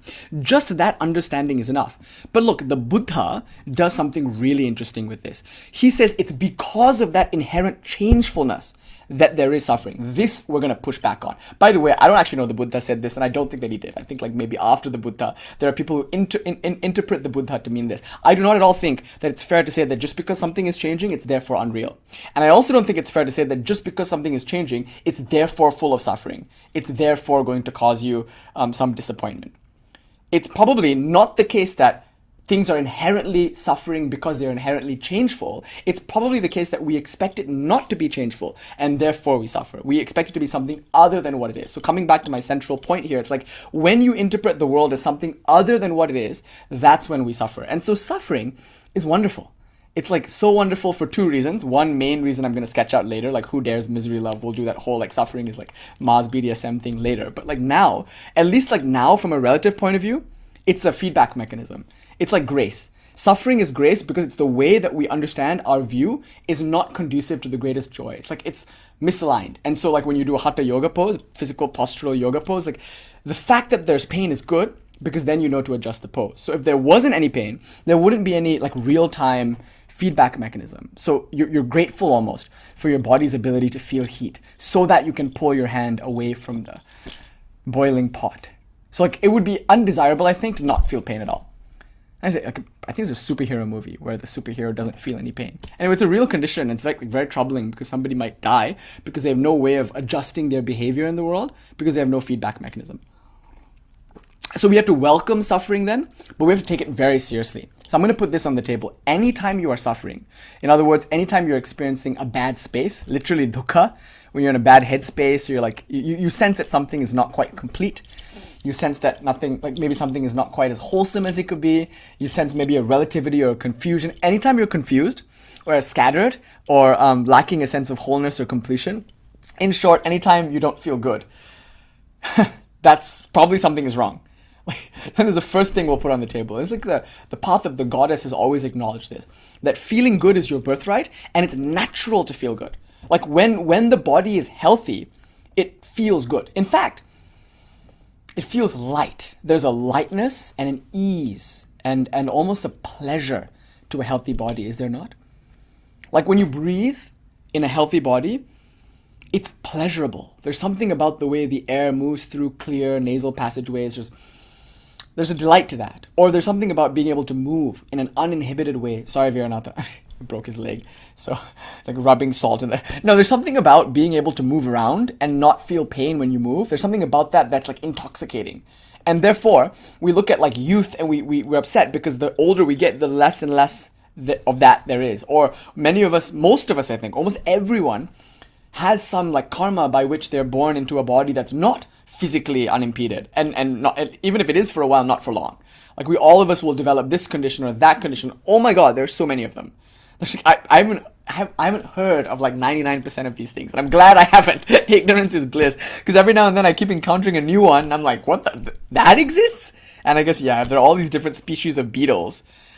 There are probably also all these different species of like ways that Ma can beat your ass. So there are beetles, and there's like ass beating, and Ma's just like, and there are lots of different beats also. It's like, what the there's so many beats. And the Beatles, the ass beating, the Beats headphones, I hate Beats also, the red color Beats. I like the color, I don't like the taste. Like all these are like things in the world, and it's like, oh my God, there's nobody, I think, who will enjoy physical health for long. But there are moments of it though, sometimes. Not for everybody, but sometimes there are moments when you're like, oh my God, my nose is clear. It hasn't been for a while, but here it is. It feels good to breathe. Or, oh my God, like I'm well rested or something. Anyway, it's like the feeling of I'm looking at my friends from Atlanta and I'm like, we haven't felt that for a while, but like, no, actually we did, because like, it's so funny. Like, it's like, what would it take to feel good? It's like maybe not a certain number of hours of sleep or a certain amount of food, but like often when we don't get what physically we need in terms of nourishment, in terms of sleep, we don't feel good. Like the next day we feel lethargic or uncomfortable, but when we do, we have had good food, nourishing food, there's a exuberance, a physical exuberance. And not only that, there's a aliveness. Maybe we could put it that way, an aliveness. When prana flows unimpeded and unobstructed, there is a sense of aliveness, almost arousal, almost physical exuberance is one way of putting it, but mental exuberance is another way of putting it. It's just everything is awake, everything is heightened. That's health, in fact. Anytime that prana is obstructed, the flow of life force, anytime that's like checked, impeded, obstructed, there's dukkha. And in fact, the word dhu meaning bad, ka meaning space. Dukkha literally means to be in a bad space, which could be a tight space, a cramped space, a limited space. So in the Chandogya Upanishad, we have a beautiful definition of suffering. It's a universal kind of absolute claim. Suffering is limitation. Nalpe sukham asti, there is no joy, sukha, nasti, there's no sukha in the limited. Na alpa. Alpa means small. So nalpe sukham asti. There is no joy in the limited. Or I wouldn't go so far. I would say there's limited joy in the limited. Now contrast that to the unlimited, to the infinite. This is called the bhūma. Yovai bhūma. That's sukham. In the vast there is joy. So when something is vast, in other words transcendent, one feels joyous. And if something is limited, one feels dukkha, suffering. So then the feedback mechanism the world provides us from moment to moment, from step to step, breath to breath, is this. What's the space that I'm in? Like head space, physical space, the space in the world around me. Like what's the space like? Is it a sacred space? Does the space feel alive, charged? Is it full of meaning, presence, vitality? The space of the body, inside the mind. Just interacting with the quality of this space is our first responsibility as human beings. And our problem, because we're not ritualists, we don't practice with space and with time, we're often unconscious of how these things feel. So checking in, like that could be a huge thing for somebody. Just to like take a moment and pause and just feel what it's like to be them. I know some people for whom this would be very threatening because they're not ready yet to confront what's there within the physical space or within the mental space. In fact, if we tune to the body, like we tend to do when we sit down to meditate, very quickly we realize, bitch, fuck, everything is fucked. Like, even if we thought we were healthy, like a moment ago, we thought we were healthy because we weren't feeling any pain. The moment we sit down and try to meditate, we realize like how much pain there actually is in the body. It was only unnoticed because it was background pain a few moments ago, because I was busy with my Excel spreadsheet or with my projects or with the fight that I was having with my spouse or like with my house or with my mouse. Like, there's something in my life that distracted me from the immediate felt sense of my body. And as a result, I'm like actually escaping the immediate felt sense of my body with whatever it is that I'm doing or consuming. So it's also the case that the moment we tune into our experience, we start to notice things that were always there, but that we don't like to see, that we don't want to see. And so a lot of people, I think, if you invited them to take a breath, to close your eyes, to go inward, they wouldn't actually want to do that. They would be threatened by that. I know people who for 5 seconds, if they close their eyes, they'll get a panic attack. And that's good, actually. This is important. You can't push a person because that's a trauma response. That's like helpful, actually. Because when they close their eyes and go inward, the experience there is more than they can maybe psychically digest, which is also a topic that we'll have some scope to talk about later, like psychic metabolism, or this idea of being able to hold more energy well, we're speaking, of course, mystically and esoterically at that point, but now let's stay on the ball and let's like be more grounded and philosophical. The first thing I want to say, and we've been saying it for a while now, but the most important thing to say before we start our discussion, and having introduced the scientific physicalist model, is this. Dukkha, suffering, like that's so wonderful. It's like grace because, never mind God, it's like right now immediately available to me as a feedback mechanism for whether or not my darshana, my worldview, is aligned with what is actually true. And therefore now I have to like address another very important philosophical question, the question of absolutism and relativism. Is it 6-7? Like, do we live in a 6-7 universe? It's really worth thinking about. Like, so 6-7, as you know, the meme, it shows us something about like the meaning-making structures of humanity. It's like we could take anything, like 6-7, which is inherently in of itself not like meaningful. And that's why 6-7 is so brilliant. It's like Marcel Duchamp's like Armat or something. It's so brilliant because we know it doesn't mean anything. In fact, I even asked a kid, I was trick-or-treating with an 8-year-old. And it was the first time I heard the 6-7 myth. And I was like, the meme, and I was like, okay, give me the diksha into this. Give me the vidya. Like, what is it? Like, explain it to me. Oh, wise sage. And he did a pretty good job, actually. Oh, by the way, I was dressed as a Catholic priest. And so I would knock on the door with this 8-year-old boy. And then, like, the moment the door would open, I would quote the Bible. But weirdly enough, I would quote only those verses that were, like, really dramatic and apocalyptic. So, for instance, a very sweet old lady would open the door and I'd say, "Thou hypocrite, how canst thou see the mote in thy neighbor's eye when thou canst not see the log in thine own?" I was like, dude, what? Anyway, so I was trick-or-treating with this 8-year-old, dressed as the Catholic priest, and I was like, tell me about this, like, 6-7. And he said, there's nothing that it doesn't mean.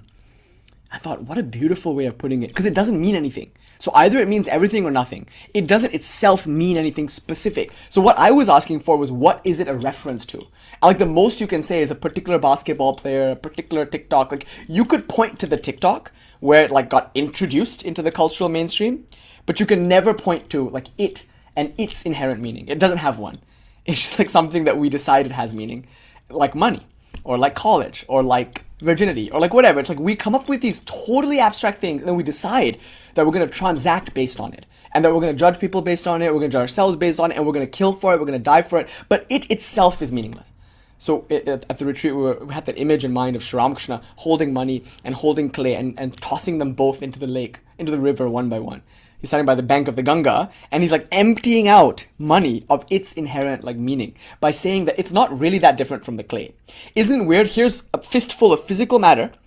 Same Dalton balls are in one hand, and I've got Dalton by the balls in the other hand, and I'm holding both Dalton's balls, and like I'm saying this one will buy me dinner, and this one like I can step on. Like one is valuable, the other isn't. One sadhu even made a joke. He said, no, this is Ramakrishna's like prediction for the future. He knew that land would be money. So what he's actually saying is that both are valuable and land is... No, it's the opposite actually, arguably. He's saying that just as I don't consider dirt, like just things... I see so many things every day that are made of the same atoms that money is made of. Like my computer is made of the same atoms that like a pile of dog shit is made of. Ultimately, like absolutely they're the same thing. But on my computer, there's a screen, and on the screen, there's a number, and that number says 67, and I think, oh, my mother will either love me or not love me based on that number on my screen. Like, weirdly enough, money as a number on the screen, or even as like a gold standard, like Sri Ramakrishna is not even talking about like hedge funds and all the extra conceptual abstract shit that we're capable of coming up with. He's talking about the actual thing, the cowrie shell. You know, there's things that we use to transact. Like as a culture, we come up with some standard that does have its basis in physicality, like gold. Gold standard is important because it prevents people from just printing money and like really making money arbitrarily. Like, what's to stop me from just saying, okay, I have $1 billion now, I'm just gonna take a bunch of paper and like write on it $1 billion, that's what it's gonna be. And in this region, I don't respect the money outside of this region, we're just gonna use the money within this region. People do that all the time. And it doesn't work. It doesn't work because nobody agrees. Like, you might say that my money is this much, but nobody else thinks so, and then it doesn't work. So, like, to have some way of agreeing on a thing that is itself inherently disagreeable, we have to use something that we think is fixed, that is unchangeable. And it's called gold. There's something in the world that's like a thing that we can use as a standard, but even that's a problem. Anyway, so coming back to the gold then, Sri Ramakrishna is holding it. He's holding that physical thing, which is often used as some kind of universal standard for wealth. And he's saying that this physical thing is really not that different from any other physical thing. Right? Like, this is the first like huge claim that Sri Ramakrishna is making. Then his next claim against materialism, and by the way, when you take the scientific physicalist view as real, essentially you're saying what's real is matter. You know, it exists objectively and independently apart from me, whether it's atoms or whether it's like quarks or something, whether it's like string theory or whether it's the 5 ancient elements of, you know, earth and water and fire and wind and space, like however, whatever model you want. If you admit that there's a physical world, if you admit that like materiality is real, on some level, you're also saying it's valuable because you value that which is real. And so if materiality is real, then it's really important that you collect materials. So materialism, and by the way, I shouldn't say physicalism or realism is materialism. That's maybe not fair. I tend to use those words interchangeably, but you'll have to forgive me because materialism does have a pejorative kind of quality to it. Materialism makes it sound like, oh, you're greedy. In one sense, yes, materialism implies, as an ethical view or as an axiological view, it implies the desire for more material. I actually know a real materialist. And I love him because he's like kinder and gentler than most of these so-called spiritualists, you know, people who are like really practicing meditation or whatever. Like, those people are way more complicated than Manar, my like materialist friend. He's an honest materialist, grew up in the most conservative Islamic environment you can imagine, but he's smart and he did some thinking and he realized like all that's fucked, bitch fuck, and now he's like free of that. But he's an actual materialist. Like, his goal in life is to collect more materials. And so he wants a better job, he wants to make more money.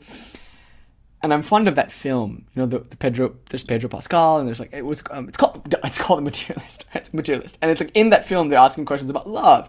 And they're realizing that in New York or in like a big city, conversations about love are really conversations about like contracts, like what can you do for me? And Swami Vivekananda called this out a long time ago in Bhakti Yoga, in one of the lectures he gave in London. He said, what we call love is not really love. It is sanctified shopkeeping. Like, love knows no transaction. If I say I bring this to the table, and insofar as you bring that to the table, we'll be together, that's not love, actually. And maybe the kind of love that we want to have for each other is only really possible with God. Because, like, with each other, maybe there's some kind of social contract, like some John Locke-esque, like, thing that we sign up for. You know, like, what is that social contract? And why are we all unconsciously and inadvertently signing into it?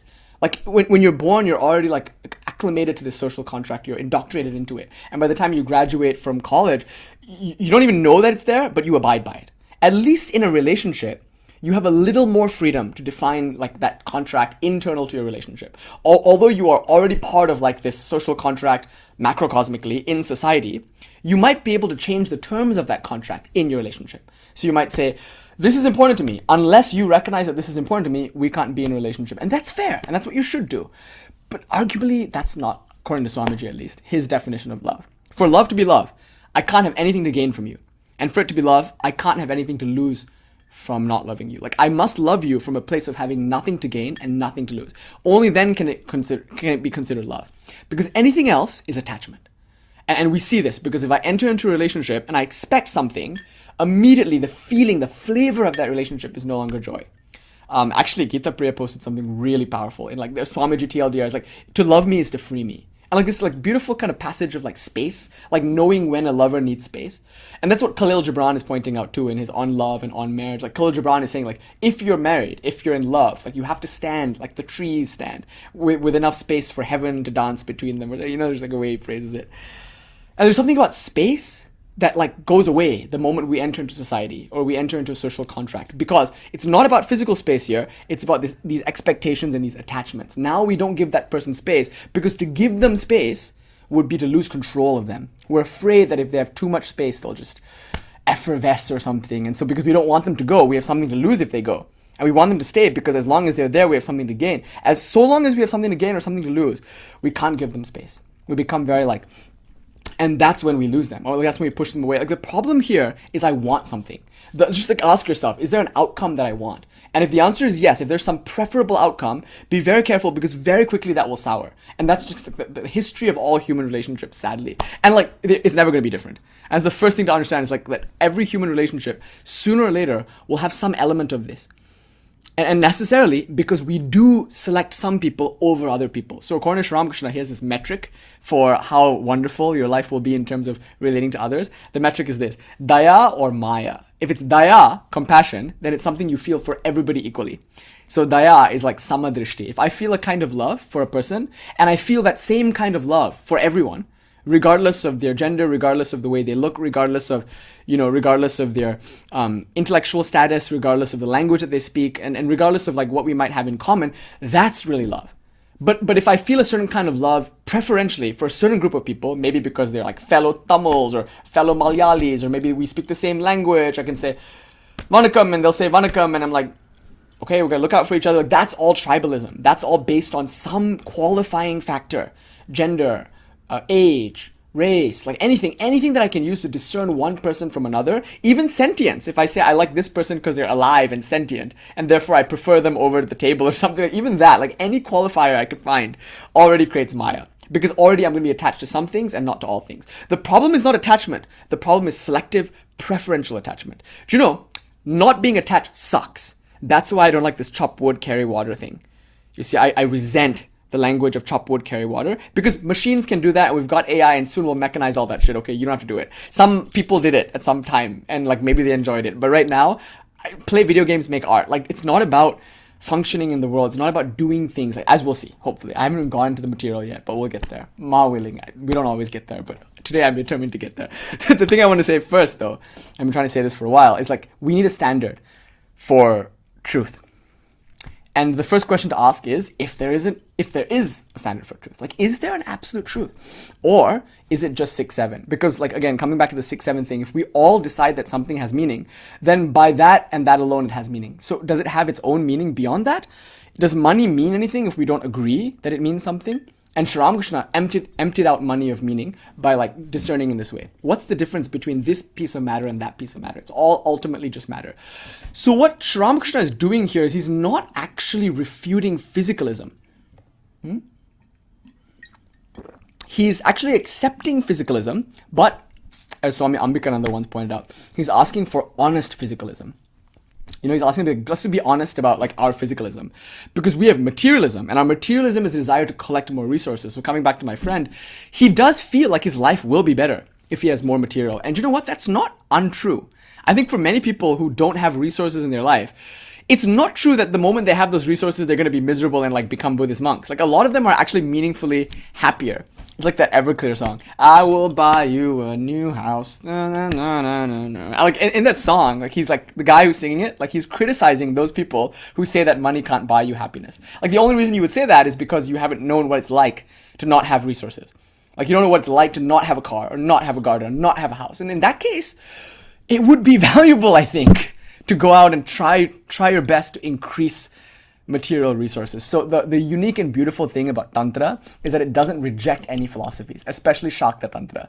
Do you know, Sri Ramakrishna literally could not subtract in school. He was studying mathematics. He had no problem with addition, but the guy literally could not subtract. Like, it didn't occur to him how a person might subtract numbers. So it's like, I think it's important to point out that we don't have any problem with materialism, because it's probably where we start. And that's why I think today's lecture can be exciting, because it's a kind of sadhana, like almost like a hatha yoga pose, where you do like one thing and then you do another thing and then they all come together, and it cumulatively, the whole thing forms the yantra. So you cannot have the Sri Chakra. Well, actually you can. There's a version of the Sri Vidya where you don't have the bhūpura. So if you're in that tradition, if you're in the Hayagriva tradition where you only use the 9 triangles in the circle, like discount what I'm going to say next. But if you are in the maybe more... mainstream is not the right word, because Sri Vidya itself is not mainstream. It's pretty esoteric. But if you're in most versions of Sri Vidya, you're going to see the yantra, the 9 triangles, with a bhūpura surrounding it.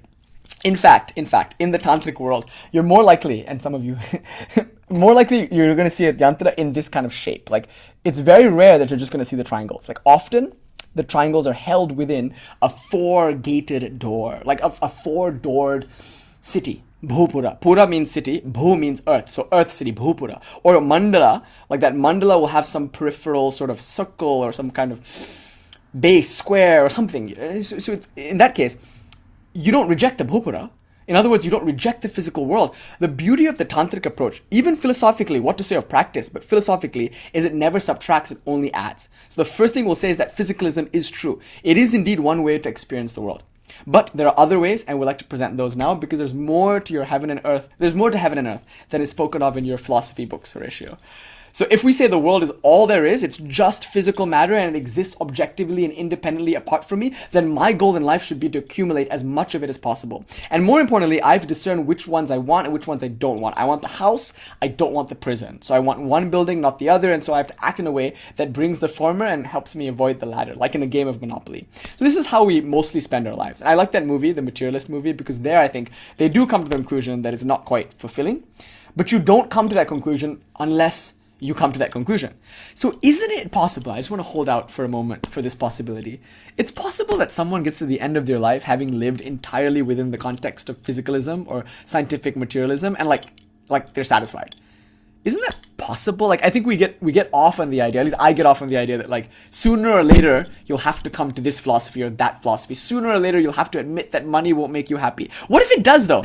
What if there is somebody somewhere for whom money is enough? And like the more of it they make, the happier they become. I think that's perfectly reasonable to suggest that there's someone out there somewhere, at least one person, if not many people, for whom like that would be enough. Like just collecting a bunch of money, and not just money, like obviously the things that money can buy, like being able to acquire the house that they want. That might meaningfully make them happier. And they might actually get to the end of their lives and feel like, oh my God, what I came to do here, I did. I managed to get a big house that my parents never before had. In fact, I managed to like house my whole family, or I managed to send all my kids through college, or I have a car that like is better than everyone else in the neighborhood, and like I'm the shit, and that's all I ever wanted, and I got it, and like they might not say Jai Ma, but like Jai Ma, right? They got what they wanted.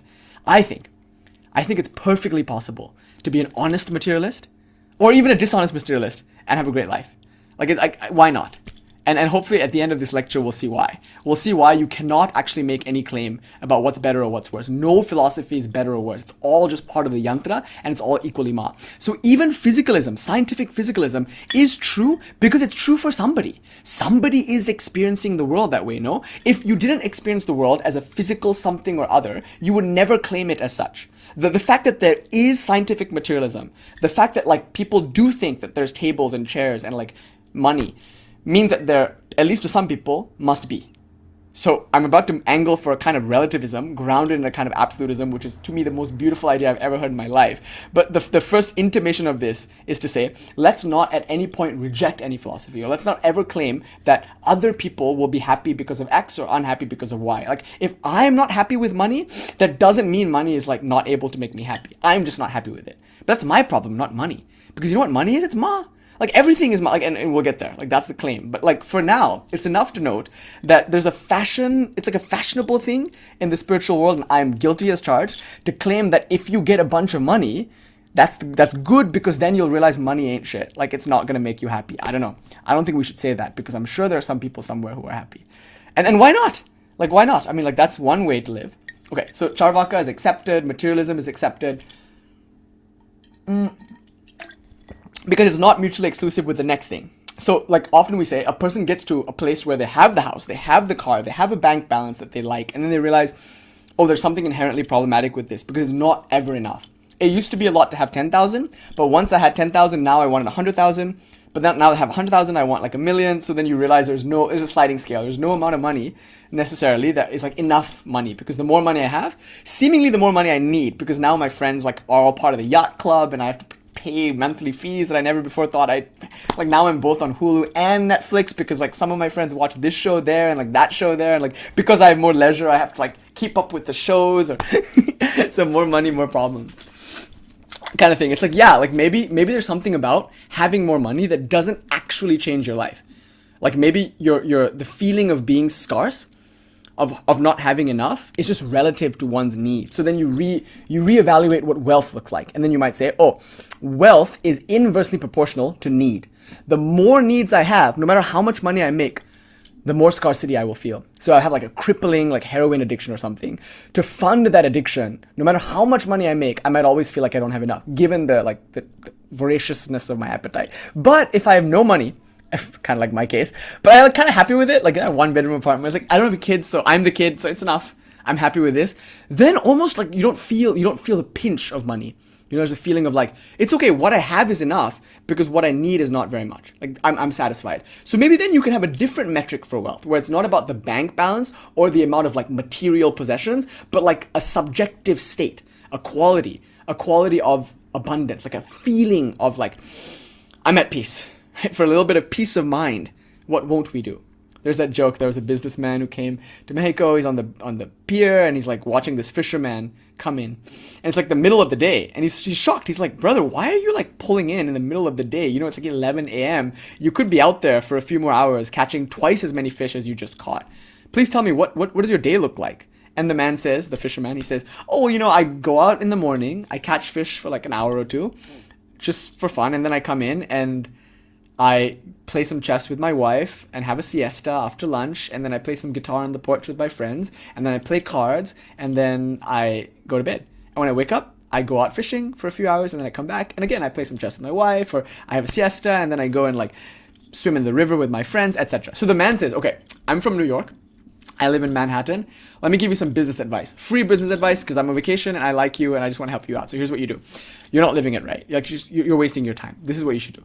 Instead of coming in at 11 a.m., why don't you stay out till sunset?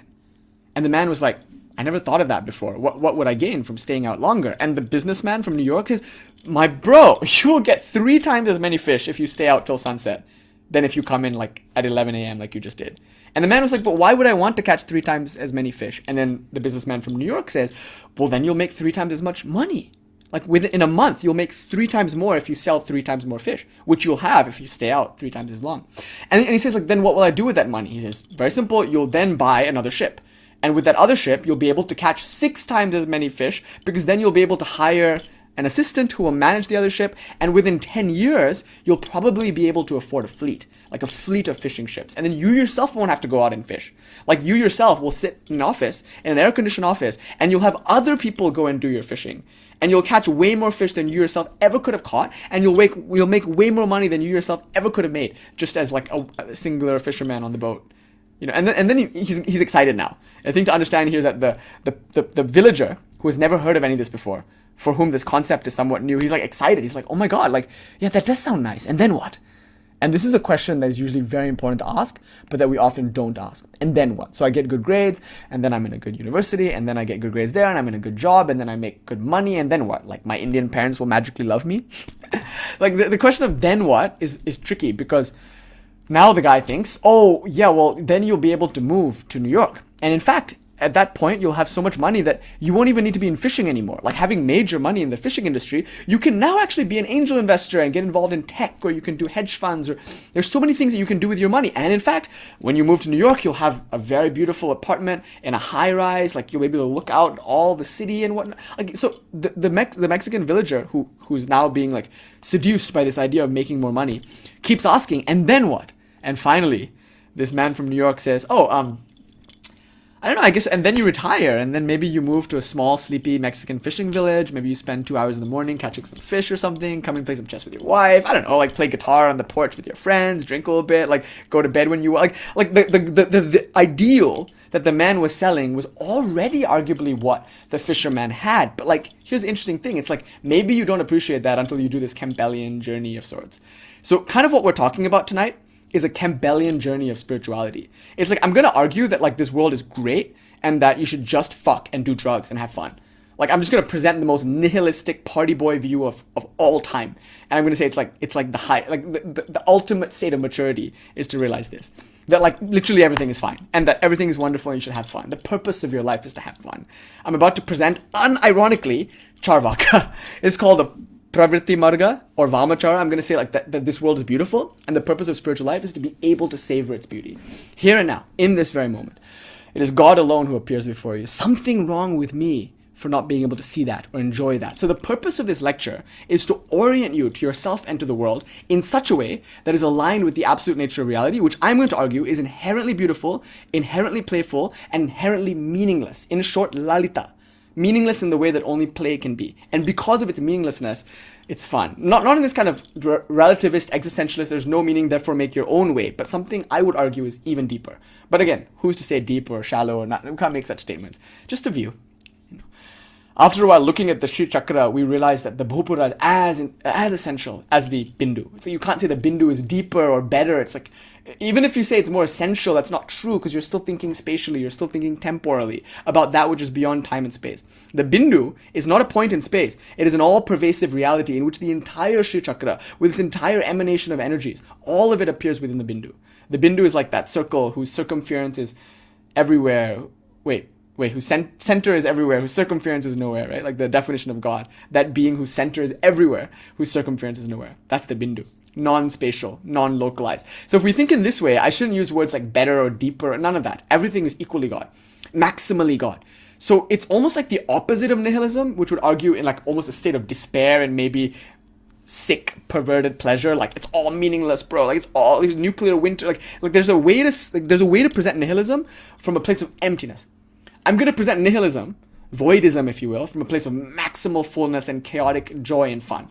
That's what I'm going to present. The Kapalaka view, the Kaula view, the view of Bhairava, the drunk, excited, angry Bhairava, the horny Bhairava. Like it's like the literal diametric opposite of what you think the holy man should look like. In fact, in one of the traditions, it's the Shanti Gita, Sri Krishna in that Shanti Gita tells Sri Arjuna that the holy man can look like anything. In fact, much of the time, it's like a pishacha, like a demon, or like a drunk person. Unmata, pishacha, like he gives a few words, a beggar, a dirty person, a drunk person, a demon, an unethical person. Like if you think of Dattatreya, we had a lecture on him some weeks back when it was Dattatreya Jayanti. He is like the stereotypical teacher, like the shaman, wild man, Shiva incarnate kind of vibe. And you'll see that he is often described as a pishacha, Jnanasagara, an ocean of wisdom, but like a demon. He presents in this world as like an eccentric, as a wild man. And naturally, when people see him, they feel threatened by his very presence because his presence is anathema to any view of reality that is not aligned with the way it actually is. Because the way it actually is, bitch, fuck, everything is fucked. Let's get rickety wrecked. Like that's the view that the Bhairava presents, but not from a place of despair, not from a place of nihilism, not from a place of like surrender and like futile, like I give up on spiritual life, therefore I'm just gonna get drunk. No.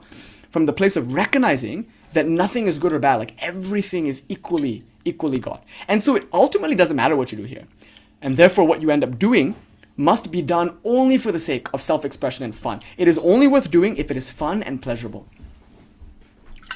Which is the literal diametric opposite to what we're told from the very moment we enter school. We're told that if it's fun, if it's pleasurable, you're going to get addicted, it's bad for you, it's going to lead to moral degeneration. Women, don't masturbate, you'll go blind or crazy, right? Like it wasn't until recently that like they in medical books, like in Europe in the 17th century, it wasn't until recently that the word like clitoris became a thing. It's like crazy. There are a lot of women who probably don't understand that they have a clitoris because there are a lot of anatomical, like physical science books that don't present the female genitalia with like any understanding because they're written by men. But not only that, like also like there's like a de-emphasis on like the possibility of pleasure in the genital organ. I mean, the idea of female genital mutilation, it's not just there. I mean, like it's like even the Kellogg's, what is it, cereal campaign of circumcision. It's like a lot of that. The logic of that might not be just hygiene. It might also be desensitizing the sexual organ. Like if you cut off the foreskin, maybe the experience of sexuality is not as intense.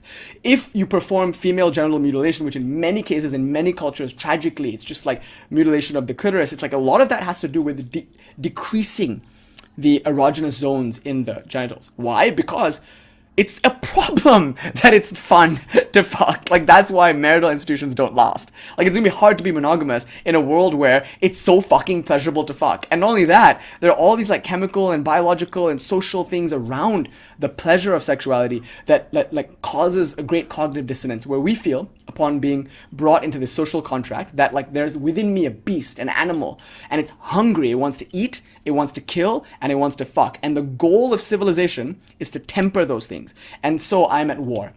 Discipline then, nobility, ethics, value, these are all things that we use to prevent everyone from killing each other and fucking each other and doing all these things.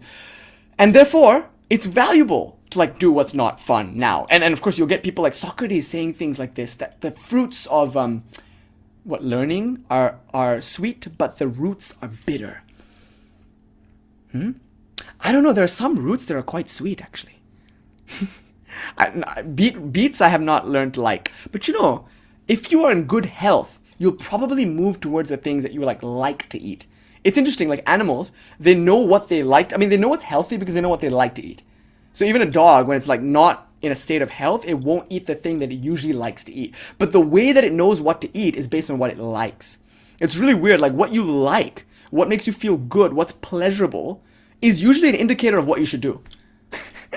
Like, just naturally speaking, it's like, if those berries look good, on some level, maybe you understand that they're not poisonous. On some level, there's a fragrance to them that is alerting you to their possibility of being good food for you. Whereas, if you see like some kind of rotting meat or something, there's something about its like smell, it's something about its look that turns you off and like makes you think that you should avoid it. Like that mechanism, that natural instinctual flavor of like pleasure and pain, or that which feels good and that which feels repulsive, that might be the way that we intelligently navigate the world. And yet when we enter into a social contract, when we're socialized, that wiring gets crossed a bit, because now a bunch of abstract principles enter into the picture that tell us that actually it's good to feel bad and it's bad to feel good.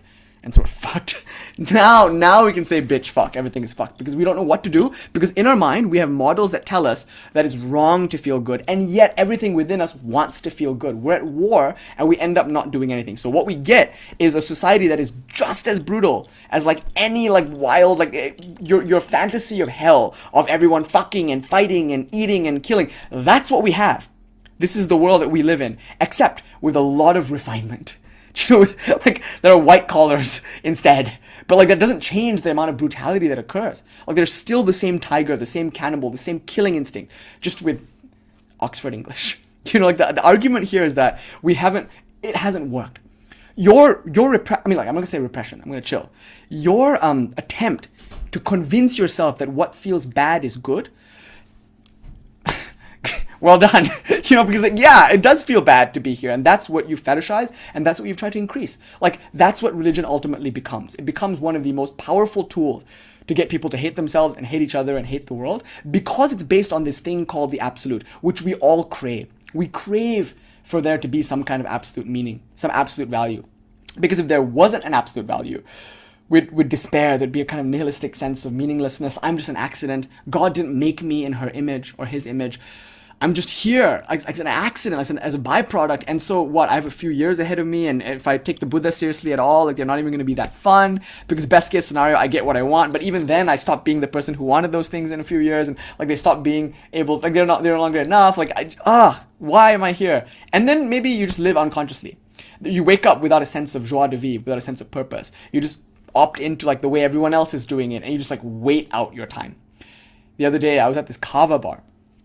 And I was upset because I didn't have any kratom there, but it was a kava bar. And like at the kava bar, I was like, you know, people are very, very social at kava bars in like the way that only introverts can be. So if you want to go and talk to nerds, like that's where you go and talk to nerds. I enjoy kava bars. I'm sitting with somebody who is a bar mitzvah tutor, which is so cool. I've never like met one, but he's deeply invested in language. And we had this wonderful discussion about Sanskrit and things like that. And we're just talking about language, like the role of language and the way it maps onto reality, and if reality can be reduced to language, and what exactly constitutes language, and how Sanskrit is a little bit different. And we talked about like maybe gematria and how you can use language mathematically. It was a cool conversation. Where I was going with this, I forgot. What was I just on? What? What was I just saying? What happened? I had a bit, like I was on some kind of, if it feels good, it's good, but if it feels bad, it's bad bit, but I forgot. I don't know, I'm on tangent. I don't know why I'm bringing up this like conversation at the Cārvāka bar. It was important. I remember there was something I wanted to say. Anyway, what was it? Never mind. This idea though, that we have this fantasy that if we just give in to everything we want to do, it would be really, really bad for us. But we do that, actually. We do that. In fact, like a lot of religion, it's based on the idea of an absolute. And as long as that absolute is there, then based on that absolute, we can say like, oh, if I don't do this, the absolute, like say God, will be upset with me and I'll go to hell. But if I do the thing that's difficult that I don't actually want to do, but that my culture tells me I should do, the absolute, God, will like it. I will gain some kind of favor with the absolute, and then I will go to heaven. In fact, the joy that I'll get in heaven, a lot of the times the model that we get for that is just the kinds of joy that I would have on earth anyway, just like made better. If I'm in a desert, that's going to be a green place with lots of water. If there aren't any like sexual or mating options around me, then like the rabbi will tell me it's going to be like lots of virgins there that I can like make love to, and then you can introduce the concept of virginity as like you can introduce any kind of concept to introduce the idea of pleasure, and then just offshore it to heaven. To say that there's some post-mortem state in which all the worldly pleasures that I'm told to not deny myself now, I'll have later. But on what basis can that claim be made? Like, I don't know that that's true. And more importantly, if that's true, then what you're saying is actually kind of interesting. You're saying I should not enjoy sex now or food now, but that later there'll be rivers of honey and later there'll be orgies. So it's like not the fact that like sex is problematic or food is problematic. It's just that you want me to have it in some other place. But like, why? Why that place and not this place? It's an interesting question to ask. Oh, well, because in that place, it's eternal. So then, in the abstract, there's some place where things are atemporal and eternal, but like just like this one. And the only difference is that there they're forever, and here they're not. Well, if they're just like this, then they'll be just as temporal there as they are here. So either I accept all temporality now, here, and then and hereafter, or I accept atemporality, which the second option doesn't seem possible. So either I take it all or I say no to it all. I can't take one, not the other. Either I say the dream is real and the waking life is real, or I say neither of them are real. I can't say one is real and the other is real. Because the basis for which I say one is real and the other isn't real is not really available to me. So I think for a long time, people have just accepted on faith that there is this thing called the absolute. Guileless as we are, we intuit that such a thing exists, and then we just believe all our priests who tell us what that thing is like, without ourselves wanting to experience it for ourselves. So then we are told that there are things about the absolute that we don't know, but that priests know, and that based on what the priests know, we should live in this way. But it's only so long that we can live that way. You know, for a while, like there's only so many women you can burn in the woods, like women who know what it is to enjoy pleasure. Like there's only so many of these women living deliciously that you can burn on a stake and drown before like society realizes that like this isn't fun.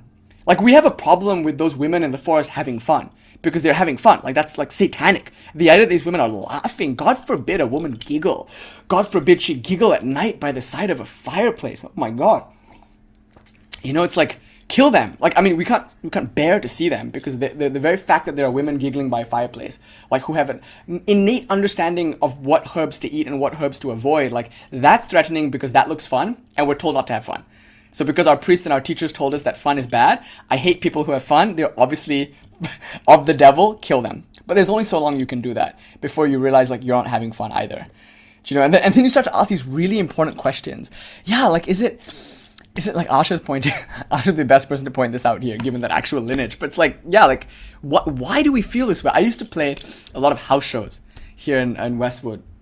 I love them because like unlike, you know, some of the venues here in Hollywood and Los Angeles, like they're like it's like a what do you call it? Like they're almost pay to play, because they're like ticket sales that you have to make. And I never liked that world where like you would bring like say a number of people to the show and they would buy tickets, but the venue would get a lot of those tickets. And like I just loved house shows because you could just pull up in someone's backyard, or better yet on their roof, and then just plug in and play, and anybody who wanted to come could come, and it was just great. That was the kind of setting I preferred. So warehouses, house shows. But the thing about Westwood, I mean, we used to play under like bridges in like Silmar and things like that. Silmar, like these are better places to play because they're a bit more like, not suburban, but inner city kind of vibe. But here in Westwood, the moment we would set up and start playing music, like live music, like within 2 or 3 songs, a cop car would show up. And actually the cops would be, with great reluctance, would tell us that we would need to like stop playing. And often the cops, it was kind of cute, because in almost every case, the cop like waited for the end of the song and even had something nice to say about the band, but they were like, look, I'm sorry, we got these complaints. And it was just funny because I noticed any time we played music, And you could have a speaker on, you could have a DJ and speakers, and you could play electronic music as loud as you want. But the moment that first snare sound comes, and the moment an audience cheers in that way that you cheer when you're in like a live music setting, it's like, not to say DJs aren't live music settings, of course they are, but there was something about the quality of a drum, like a backline that just triggered people, as it were. Oh, thank you. Yes, Dakini song is on Spotify. Thanks, Fabrizio. It's good to see you. Yeah, I love the riff also. But if I played that on like Landfair with the band, I bet like within an hour, at least an hour, if not 30 minutes, like the show would be shut down. And it occurred to me that like maybe it's a FOMO thing. It's just like one day I was like, why do people keep reporting live shows? And I realized I think it sucks to be at home like studying or something, or like in your room and then hearing a band playing outside. And it's like, it's an invitation. The moment like you hear the drums and like it's like a ritual is about to be performed. And deeply, innately, we humans like crave rituals. There's nothing like a rock show, like it's a ritual of coming together and playing music. And there's a bonfire, which is the art. It's like the whole thing is like so archetypical. And to feel excluded from that, oh my god. So just my conjecture that it could be a kind of repressed jealousy that like we don't like when women are laughing. Yes. In the woods. For any reason, a free and happy woman. I mean, just think about the concept of woman with regards to like women's bodies as symbols for nature and symbols for immanence. Like in most cultures, in almost every culture actually, the womb is the doorway through which you enter the world, and of course also the doorway through which you can exit the world, but the first thing is emphasized. So the woman's role as like birthing woman is maybe more prevalent in most cultures, given the Neolithic obsession with fertility. But the woman who brings you into the world also takes you out. I always say I'm pro-choice like forever. Like even after pregnancy, like if the mother decides to pull the plug on the child, she should be able to do it when he's 35. Like if he's 35 and living in her basement, she should be able to walk downstairs with a shotgun and be like, I'm aborting you now, motherfucker. Like I'm your mother, and I who brought you into the world can now take you out of it. At no point do you become sovereign from your mother, because at no point can you step out of the chain of cause and effect that is your mother's womb. Anyway, sorry, I'm saying some crazy unhinged things because it is the first Monday of the Gregorian New Year, and since the Gregorian New Year is kind of like 6-7, I'm in a bit of an absurdist kind of like place, so if you don't mind. That's kind of the point of the lecture, as you'll see in a bit. But main claim now is to say that there's no reason. Good, I'm happy. Yeah, it's only when we're so absurd, right, Didi, that we're like, it starts to resonate, starts to make sense. It's when we think we're making sense that like we're like the furthest from the truth, as it were. When we become serious and we think there's something to gain, that's when there's a problem. Anyway, so maybe if we're going to conjecture anything, it's like there's something about the woman, right? Like there's, and 67 is very important for this lecture, by the way. You'll see why. Like I'm serious about it, like in the way that only you can be when you're in this tradition. But I'm serious. Like I keep bringing 67 up for a reason. Like you'll see why, hopefully. And if you haven't already, like you'll see why this is such an important example of what happened with most religious traditions in the world, with most things, with even mathematics. Okay, so coming now to this woman being happy idea, like it's not, yeah, I don't know what this lecture is going to be called, 6-7 probably. No, 7-6, okay. If a woman is happy, notice in most cultures, especially given our Neolithic obsession with fertility and the association to the woman's womb as the site of fertility. And again, I'm emphasizing the woman's role as the death doula here. So when I point to Kali, of course she's the one who creates the universe. But notice, I'm not focusing on that aspect. We as cultures often tend to focus on the woman as like the mother who brings us into life. I'm focusing on Kali as the crone, the mother who like takes us out of life, because like that is also birth. Like she's birthing us. She's standing at the threshold. And the doula is not necessarily a birth doula or a death doula. The doula is just a priestess. She just stands on the threshold. And like we were saying last week, with regards to the shaman or the priest or the role of the Tantrika, the role of the practitioner in this tradition, the role of the mother is just to be the doorway between worlds. And so it doesn't matter actually if you're going from this one to that one or that one to this one. The fact is she's just there on the threshold, guiding you both ways. So in one sense, when we think of Kali, we emphasize the cremation ground, we emphasize her death kind of mortuary symbolism, because we're looking to the crone, we're looking to Kali as a liberator, as one who takes us into transcendence. Obviously, it's obviously the fact that she's also the one who brings us into creation. But it's this one that we tend to focus on. So now, if we say pleasure is a problem, And the world offers pleasure. That's why the world is like degenerate and satanic, because it traps us with attachment and with these things that are seemingly nice but ultimately bitter. If we see the world as being problematic, then necessarily the woman's womb is problematic, necessarily the woman is problematic. So if the woman is happy, we have a problem. If she's laughing and sovereign, and if she's like free to move around, notice what it's saying. We are now in a culture where the body is free. If a woman is free, the woman being the symbol for nature, then nature is wild. But we don't want a wild nature. We want a controlled nature. We don't want a smashan, we want a city. We don't want a jungle, we want a garden. It's not that we don't want the nature, we just want it controlled. We want to be able to frack where we want, when we want. We don't want there to be any like spirits in the earth or in the trees that will have a problem with us cutting the trees down. We want to be able to do what we want. And the only way we can do what we want is if we can mitigate the unpredictability of nature.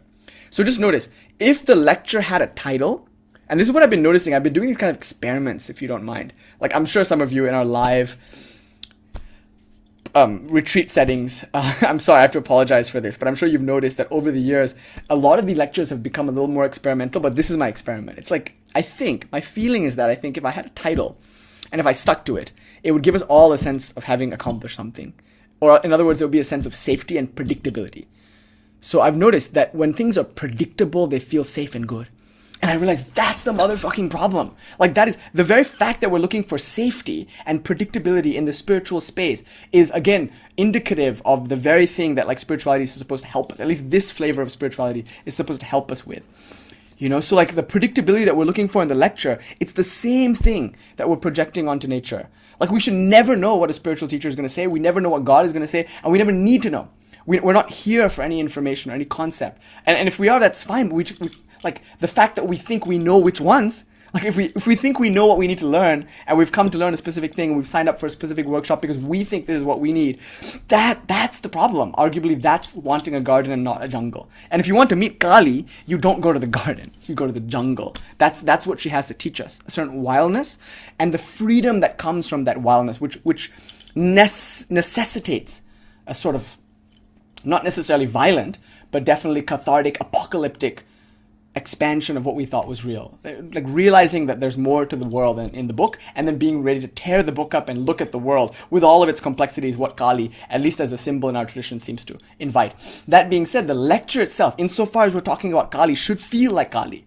And for it to feel like Kali, it can't be going in any specific direction. And more importantly, it must resist, as it were, any attempt to like understand it.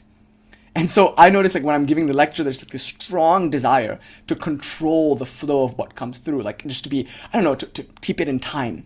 For some reason, there's this idea that like it has to be a certain time. You know, it has to be an hour, or it has to be 6. But why? That was the first question that I had to ask. Like, and then again, there at the heart of that is attachment.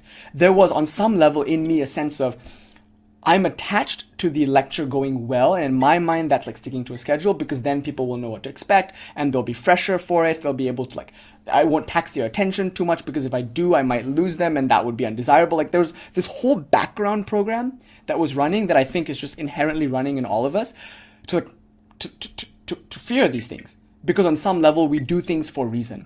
So if I'm giving these lectures for a reason, then if I don't get what I want, then there's a problem. So I better do things in a controlled way. Because if I don't control what I do, then I can't control for the outcome. And if I give up control now, I've already given up the outcome. You see? So once you give up the outcome, then arguably what happens is something like this. Arguably it's like, what is there to say? What is there not to say? Like, we can do whatever we want, whenever we want, and there's nothing to gain or lose, but there's still something worth doing. That's the thing. It's like we don't fall into silence, or we could, but we don't. We still speak. And why do Shiva and Parvati talk so much? Haven't they said it all? Maybe it's not what they say, but that they say it. That delights them. They're just pillow talking in freedom. So if we do have this idea that like there's something about the woman's body that relates to the natural world, something about a woman's body that relates to my body. Say I'm a man. I decide that based on genitalia, this body is a man's body. Like, by the definition of man, we mean that body which has certain genitalia. Like, where there's like testicles, there's penis, that makes a man. So if we make a biological claim about manhood, even then, it's this female body, this womb from which this male body came. Like, we don't need to think about the X chromosome. We don't even need that level of complexity here. It's intuitively available to everyone in every culture that, like, the woman's body is the cause of the male body. So even if I have a male body, if I want to, like, subscribe to a dichotomy here, the male body is still produced by the female body, and that part within the male body that craves the anger of the male body, the aggression of the male body, the passion. I mean, passion is a very, I think, overarching word here that can be very helpful. Like the lust, the greed, all of this just sounds like life, but you know what I mean? Like the intensity of this body, even that can be understood to be kind of feminine. Like the very fact that I feel the body, that I viscerally sense my emotions, there's something feminine about that, at least in terms of the way that culture has phrased it. I'm going to say it's because of this link between the woman's body and nature. And so my anger is natural. Like nobody needs to learn it, arguably. We learn who to be angry at. Like rage is directed based on conditioning, but in and of itself, it like arises naturally, as it were. Something about me that like innately is angry, even before I'm like schooled about what to be angry around. Like I don't even go to school and I'm still angry before going to school. Like it's you don't even need some skaras and karmas aside. Let's not talk about what we brought in from previous lives. Obviously, every baby comes with a vendetta.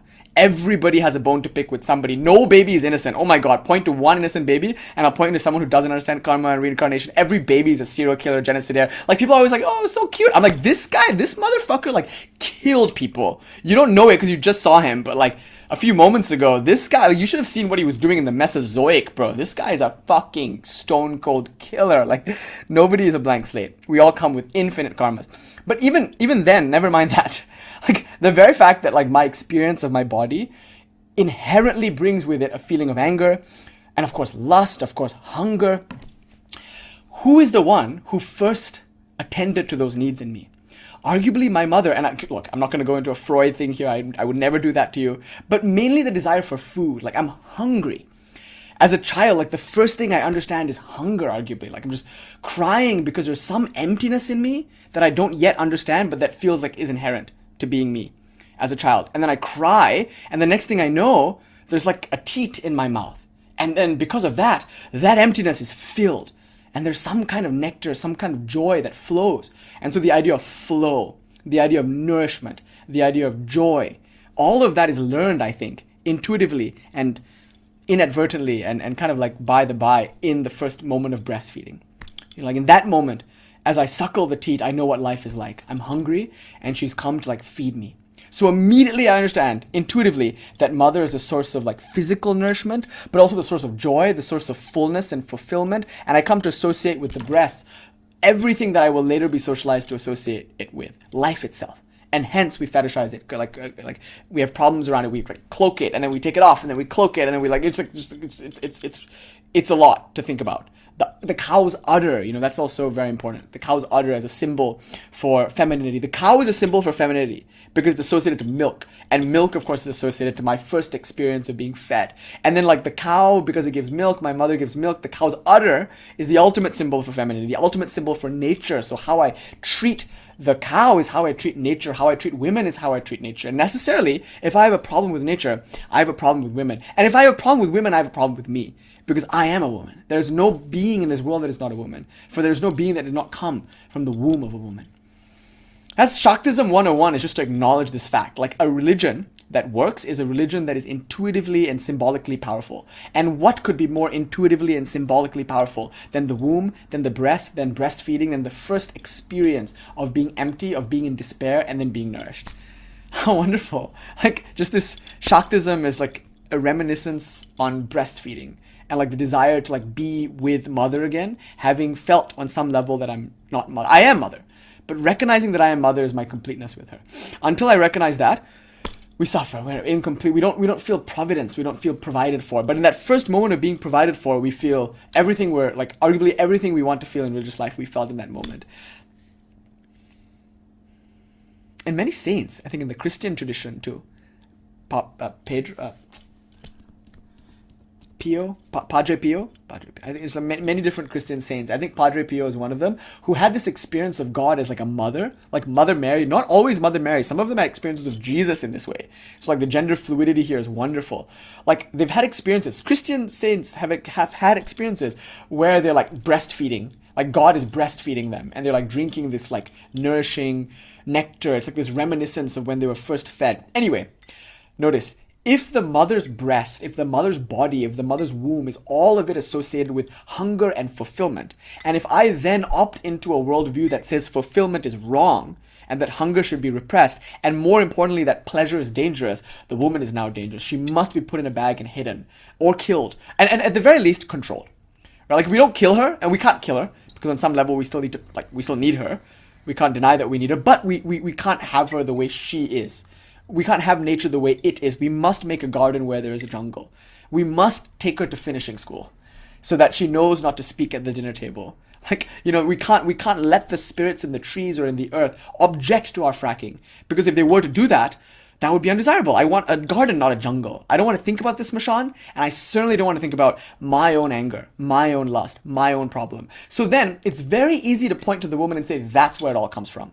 It's actually quite correct to say that it's from the woman that I get all my anger. It's the woman who caused me to fall from the Garden of Eden. But in fact, the woman that I actually am referring to is the woman within. And this is where you can add Jung's like anima idea.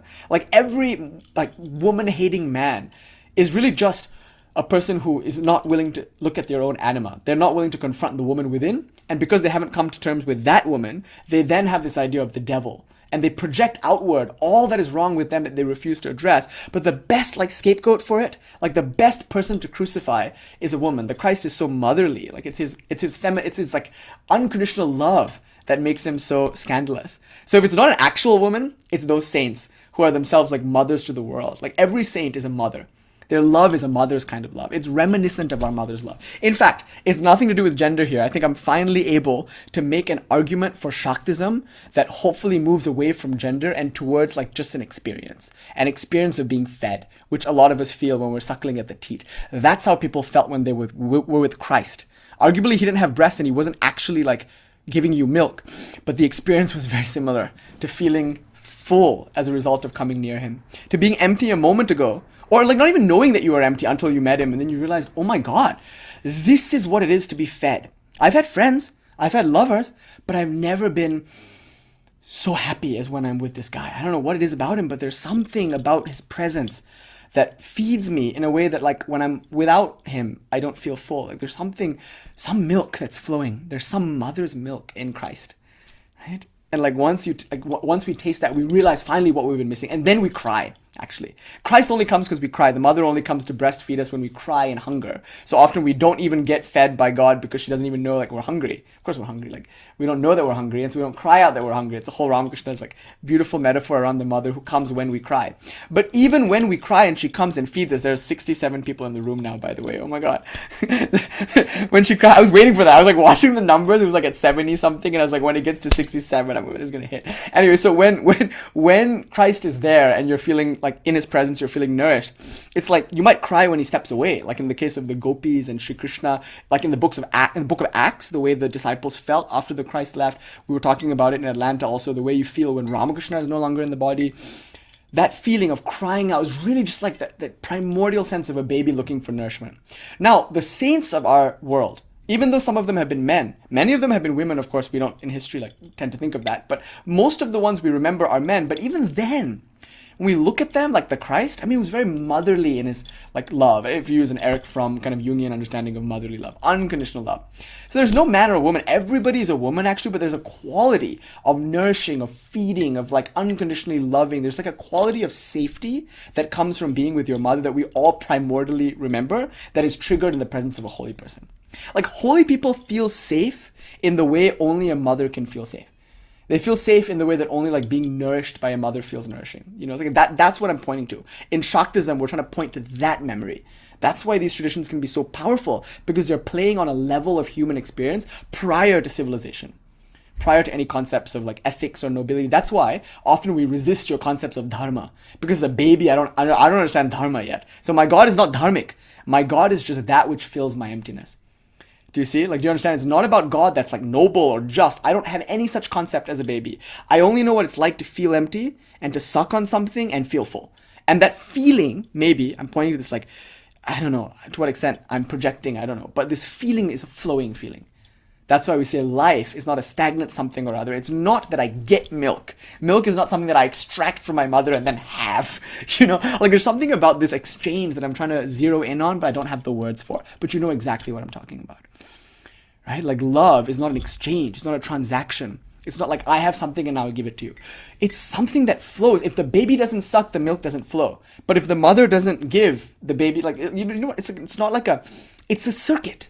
The baby sucking the mother's teat is a circuit. There's a flow. There's electricity that flows through it. And as we know, it's important to do this. Like a lot of people say, like babies who are not breastfed versus babies who are breastfed. It's like there's something that you gain from the mother. Part of that is immunity. You gain like antigens, or I don't know, there's like a biological explanation for how the mother is able to convey biological traits like immunity and things like that, but also psychic things. I've never breastfed anybody. I'm not a mother in that sense, in that physical sense, but I'm sure those who have had the blessing to do so, there's probably a feeling of transmitting. Probably it feels like Diksha. I don't know. It probably feels like Diksha. That's what Diksha was for me. It was like, oh my God, I'm breastfeeding at Sri Ramakrishna's breast. This is that memory. And like, that's the only instance in which maybe men have ever felt what it's like to be a mother. That flow.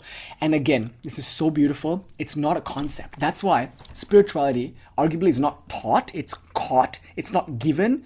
It's transmitted. And the distinction between giving and transmitting is important. The distinction between concept and life is important, because milk is not a something or other that is with the mother and then given to the child. It's something that flows continuously and unimpededly as a result of the circuit being closed between mother and child. Yes.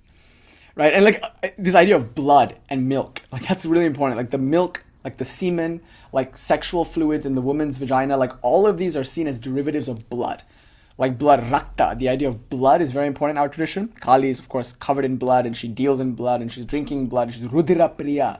Rudira Priya means she who is fond of blood. But, like I could say Kshira Priya. Kshira Priya means she who is fond of milk or something. But that's the same thing, like she who is fond of milk and she who is fond of blood. In fact, Shukra Priya is one of the names of the Divine Mother Kali. That would be like kind of a weird name to give in Diksha, though it is indeed one of the names of Mother Kali in the 1,000 named names of Kali. I won't even translate it for you. But like the idea is that like there are all these names for Kali, but they're synonymous.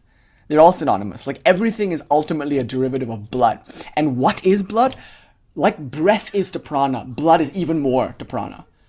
Right? Like blood, yeah, it's your wife. Like, be careful talking about her in that way. You should be able to like, bring out her genitals. I'm kidding. Rajeshwar is saying, bloodthirsty Rudira Priya. I'm like, yeah, he would know. He's the authority on that subject. Yeah, Rakta Dantika. Dantika means like teeth are red. I don't know, she's been eating beets or something. Like her teeth are stained red because she's like, no, I'm drinking blood. Like, but what is that blood? It's prana, we say. Prana. Like, of course, literally blood is prana. It's energy. It carries like all sorts of nutrients. But I mean, as a symbol in our tradition, it's a symbol for prana. But when we think of ki or chi, or we think of the Holy Ghost or something, these are all like analogs for prana and other traditions. All of them, although they have their own nuances, and we shouldn't be glib and just say, oh, prana is ki. Like, no, that's not fair, actually. We don't know anything about that tradition. We say, oh, prana is their ki. Like, dude, like, maybe it's not. Like, maybe we should be, like, I want to practice more epistemic humility around harmonizing religions. It's a way in which we, like, are lazy. Especially I can be that way about science. I'm not at all trained in physics, and yet I make claims as if I know anything about physics. I'm sure a good physicist or a good mathematician at this point would point out all these ways in which I've misrepresented Gödel and, like, all of that. Like, we shouldn't make claims based on other traditions. So forgive me for this. I just think that there's maybe, if you don't mind, I'm just conjecturing, at least this similarity between the concepts ki and chi and Holy Ghost and prana and life. There's dynamism to it, no? And like they all talk about flow. Of course, ki coming from the Taoist tradition is rooted in Tantra, but like the idea of flow is what it is to breastfeed. It's not about giving. It's not about a thing being handed from one person to another. Similarly, lineage, diksha, is not about giving spiritual, it's about transmitting. The circuit stays open. It's possible to step out, It's like perfectly possible to be in a lineage and then move in such a way that the energy doesn't flow within you anymore. You'll feel it. There's a way in which the lineage can withdraw its energy. I don't think that's like possible in our lineage at all, because like if any real lineage is there, it's a mother's lineage. You can never be exiled. Mark my words. In a true lineage of the Divine Mother, you can never be exiled for any reason. Like, mother does not kick people out. She can't. You're in her womb. Where would you go if she kicked you out? That's my feeling. It's like, if you've misbehaved in any way, shape, or form, literally everyone but your mother will be able to kick you out. I mean, even biologically speaking, she might have some biological attachment to you that she even wants to like get rid of but can't. Even if she like, stops speaking to you forever, there might be some, and I know some of us have had experiences of mothers walking out on us. Like, I'm making maybe a point that might not tally with many people's experience of their own mothers. But I think I would wager that even that mother who walks away from her child and like hates her child, like, didn't want to have the child, like just doesn't interact with that child, might still be a bond there. There might still be a transmission. They might still dream of each other and like think of each other like the way that twins do. I don't know. There's some link between the source and the effect. The cause and the effect are never different. They're transformations of one another. Like, there's always going to be milk in yogurt. I am the yogurt.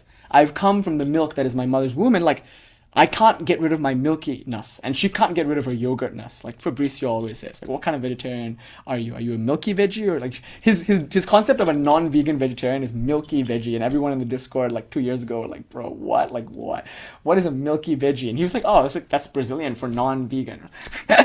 So non-vegan vegetarian. but the idea of I'm milk, but I appear as yogurt. Yeah, it's a 2021 callback. There's some OG people in the room tonight, which is exciting. So I'm just like thinking about our tropes and jokes and things from before. But yeah, in 2021, people made like a survey. It was interesting because I was trying to make the point that it doesn't matter what you eat. Spirituality is not about your diet. And I want to create a space in which you don't feel like you have to be vegetarian to be spiritual. Like, I'm very against that idea. Vegetarianism is good for those whom it's good for. Like, there are some people for whom that diet will be very nourishing. But you can't say just because it's good for you, it's good for everybody. So therefore, if you say, oh, to be spiritual is to be vegetarian, you're making a nationalistic point, not necessarily, or a tribal point, not necessarily a spiritual one. Anyway, that which unites us, that which brings harmony, you can say that's spiritual. That which divides us, that's necessarily going to be projection. It's going to move us away from the inherent oneness that we're going to point to in a bit. So, this idea that I am milk, I can't get away from that even though I appear as yogurt. So as the effect, I contain within me the cause. The effect is the cause transformed. And the cause is also the effect transformed, because in many cases, the effect can return to the cause. And here we're saying the cause is the womb, the primordial womb from which everything has come. And we say that's the place where everything also returns. And we're going to prove it too. So I said, like, at no point should we step out of this moment to find evidence for our claims. Like, everything should be immediately available. And thus far, I haven't met my promise, because I've been appealing to things that like now you only like maybe half remember, like what it was like to suckle and be born. These are all, of course, memories, and memories might not be as immediate as the wildflower that Blake is looking at, in which she encounters heaven. So it's all come back to that now. Most religions will transact on like an IOU or an abstract. They'll say there's something called death, and in this death there's something called bardo, or something called reincarnation. I don't fucking know if there's a bardo. I don't know if there's reincarnation. Sri Ramakrishna always avoided saying with certainty whether or not there was reincarnation. The fact is, nobody knows, and we can only ever conjecture and theorize, and anybody who tells you that they know, you're just going to have to take them on faith, which you're welcome to do, but just be aware that like it was on faith that we allowed our priest to tell us that somehow feeling good is bad.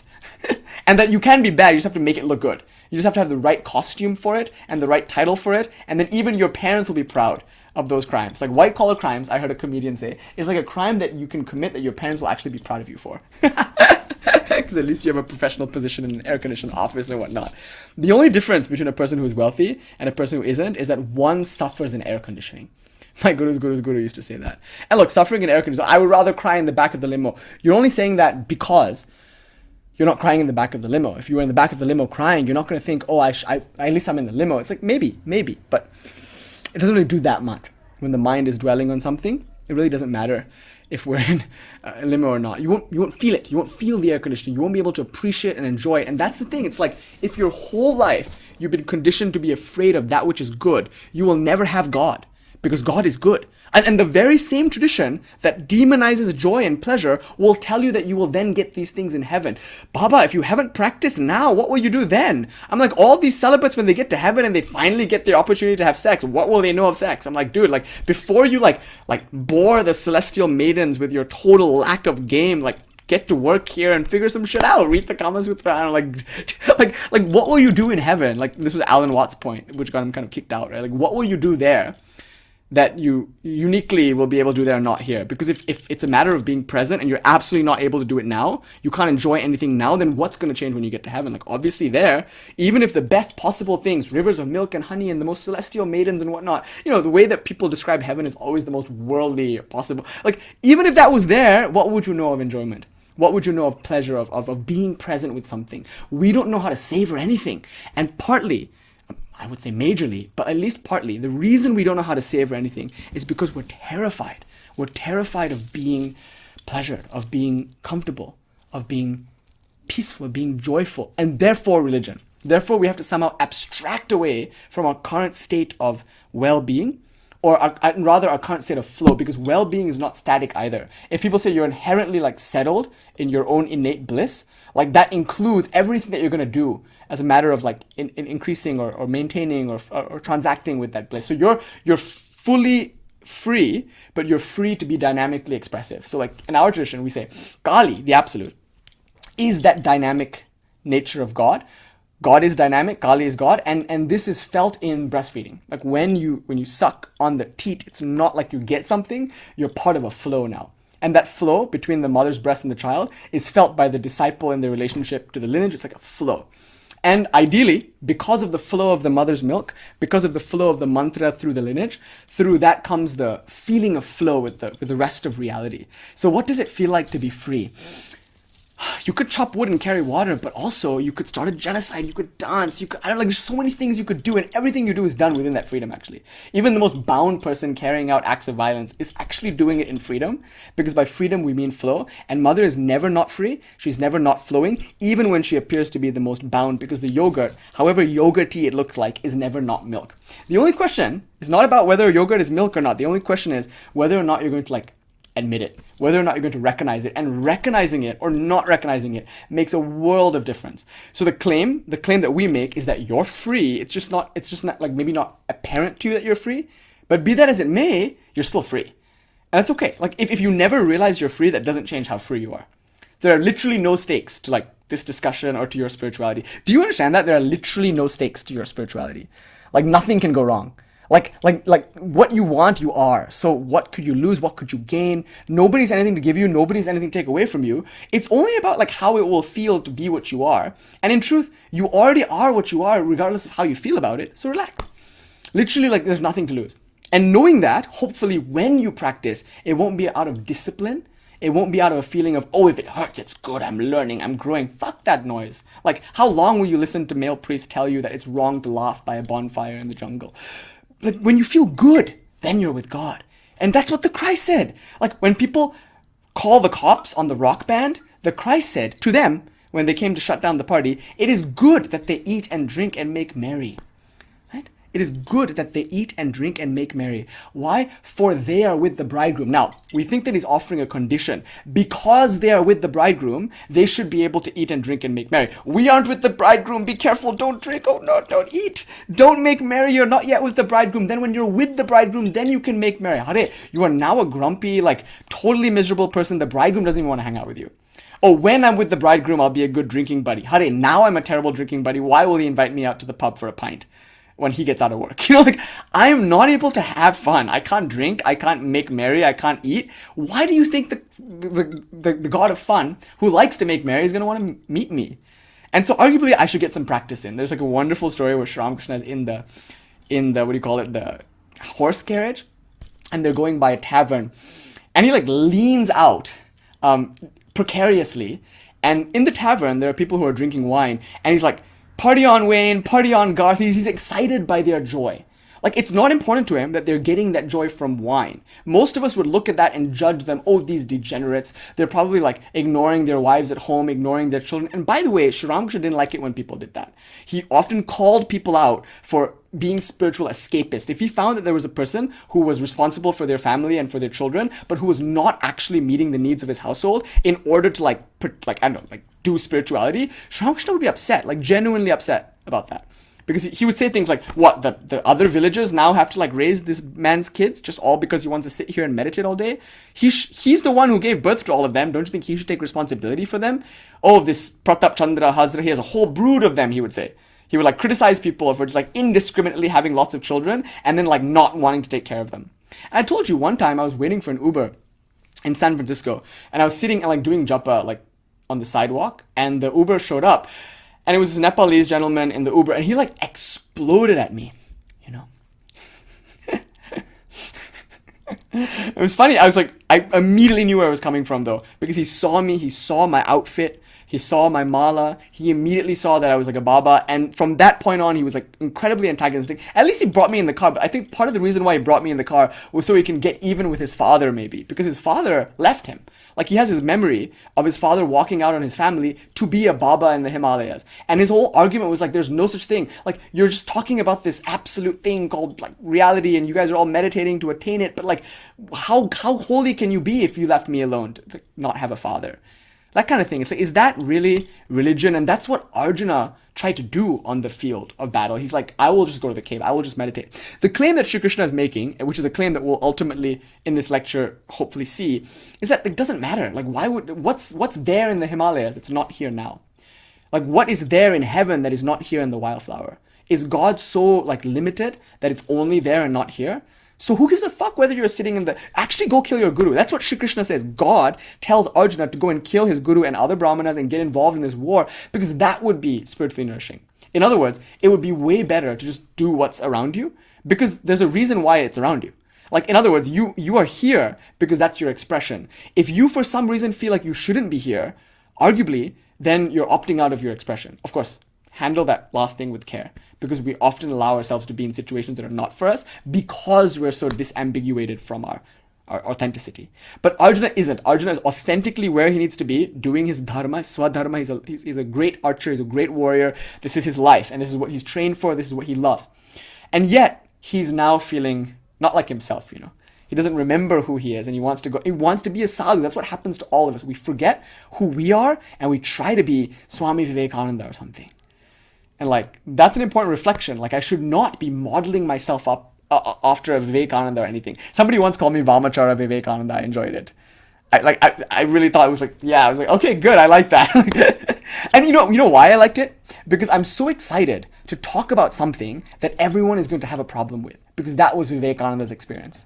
Like, Swami Vivekananda, when he gave his lectures, he was talking about things that were not readily acceptable. If I just talk to you about like Advaita Vedanta and all the purity, impurity things, if I just give you like ISKCON lectures, those are great, but like, that's been done. Like, if I tell you about Vamachara, that's like maybe one place where nobody wants to go. And I was inspired to go there because I'm like, it's part of my Shaiva heritage, and it's the one thing that I might uniquely be suited for.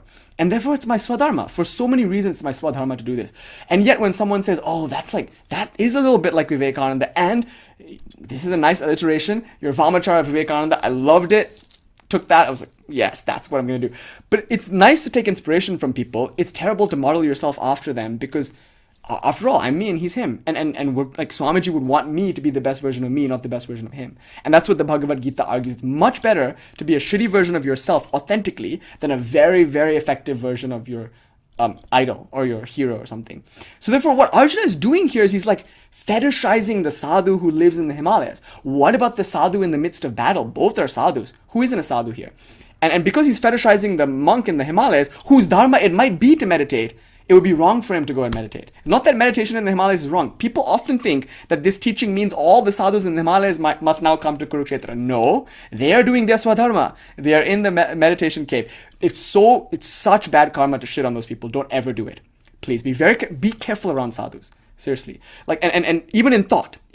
So there are sadhus in the Himalayas now, and because of the Bhagavad Gita, there are so many people who are like, hey, like, those guys are escapists. No. They're not escapists. That's their swadharma. Arjuna, though, would be a hypocrite if he went and did that. Just like they would be hypocrites if they came to the battlefield and tried to do what Arjuna did. Each and every one of us is equipped with our own swadharma.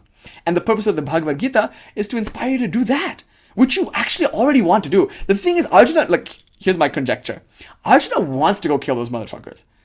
He's a warrior. He likes this. This is his swadharma, but he's conflicted because he feels like his culture won't be okay with it. In other words, most of us want to do something that we feel we're not allowed to do. In other words, anytime we want to move in the direction of our pleasure, the direction of our desire, we almost always check ourselves. One, because of an internalized Catholic sense of guilt, that we all of us, a Protestant sense of like, oh my God, pleasure is wrong. Two, because what we want to do, and this is interesting, what we want to do probably has not yet been done. Arguably, you are a unique instantiation of mother, and my claim is that every single human being, in fact, every single particle, every single atom in this infinite universe, it's uniquely expressing an aspect of Ma that no other thing in the universe is expressing. Hence, there is no redundancy in Ma. So Ma would never do two things. I mean, there's nothing she would never do. You can't say anything like that. But it's arguably the case, based on our Sanskrit understanding, the way the Sanskrit language works, the way we like to arrange our poems. We avoid redundancy, and we look in nature and we see there isn't any redundancy. And when you look at the world, you see redundancy is a design flaw, and in Mother there is no design flaw. It's perfect. Perfect in a way that even avoids the pretense of perfection. It's perfect in this messy kind of way. But whatever the fuck it is, it's definitely not redundant. Yeah, good. I'm glad, Rudrapriya. If you were so different and so out there and somehow you didn't feel like you belonged in this space, and there's a problem with this space. If you felt in this space being eccentric and weird and hated, and if anywhere else you've struggled in life and then in this space you're struggling, I wouldn't even argue that this space is not doing its job. For it to be a temple of Ma, it cannot be a temple. That's also what I'm learning. It's I'm trying to create the sanctity of a temple, and therefore I need certain codes of conduct and now I'm sorry, I'm out of here, you guys. I'm done. I'm not going to be confined to your four walls and to your temples and to your organizations. I will live in the forest. You can meet me there, but because it's nobody's home, I don't belong to anybody, you don't belong to me, and we'll be mad and free. We're in the smashan. I'm a Bhairava. Why am I building organizations and temples? No, the idea is that everywhere you can be rejected as long as there are walls. But nobody can reject a jackal from the smashan because nobody lives in the smashan. Nobody wants to live in the smashan. The smashan is the jackal's home, and we all howl there together, So of course it's going to be complicated. You're going to be around people who are going to be complicated to be around. This is the bhuta loka, the gana loka. It fucking sucks to be a Shakta or a Shaiva sometimes, because you're always surrounded by people who are just like you, outcasts and weirdos, who are outcasted and weirded, outcasts and weirdos for a reason. If nobody loves them, they're about as unlovable as you. And now here we all are, problem children, in front of the only people who can love us, which are the saints of the highest spiritual tradition. So if you came to Ramakrishna, people always say, oh, I'm so good. I'm no, you're so fucked, bro. You're so fucking unlovable that only Ramakrishna can love you, because only he is the mother of the universe. Everyone else is in the temple. The Father God with his rules approves of them. They've all somehow managed to follow the rules, not you guys. All 67 of you. We're all fucked. Of course, it's going to be hard. This is a hard family to be in.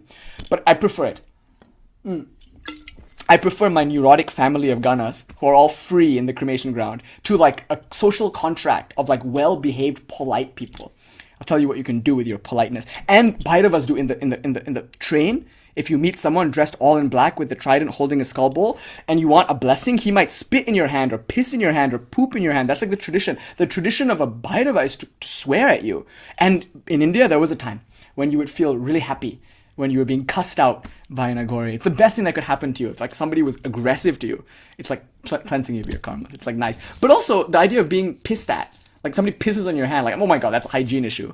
But a Bhairava is going to do that because you're not polite. That's one thing we learned about Swami Vivekananda. Not that he was a Kapalika Bhairava wearing all black, but I mean, he was Shiva. And when he was here in America, he was dancing the motherfucking Tandava, he was dancing the Tandava. He was just thundering about the innate purity of the soul. He was speaking against the sin doctrine. It's a sin to call ye sinners. We call you children of immortal bliss. The idea that you are inherently pure flies in the face of almost every major world tradition, including the modern New Age, which tells you that you are somewhat in need of healing, and they sell you workshop after workshop after workshop to heal and to quote-unquote integrate. I know I used that word earlier, so forgive me, this sounds a bit inconsistent, but so sue me, what can you do? I'm going to do whatever I want. That idea of integration can be sold, because if I'm not integrated, I'm missing something. If I'm wounded, if I'm broken, then I'm missing something. I need to be healed. This idea of being broken, being wounded, or being born in original sin, that's a very important tool to sell religion. If I feel like I'm broken, I'm more easily controlled. So people in power, religions obviously have a vested interest in conveying that narrative. Even a shampoo commercial would play on the idea of a kid in high school not getting any attention. I saw a commercial where a kid he was trying to get the attention of the popular girl who was walking down this, with her mean girl kind of click like that. He wasn't able to get her attention. Then he tried the shampoo, and then so playing on the insecurity of a child who feels ignored. Nobody could sell you a product if they didn't also sell you some scarcity.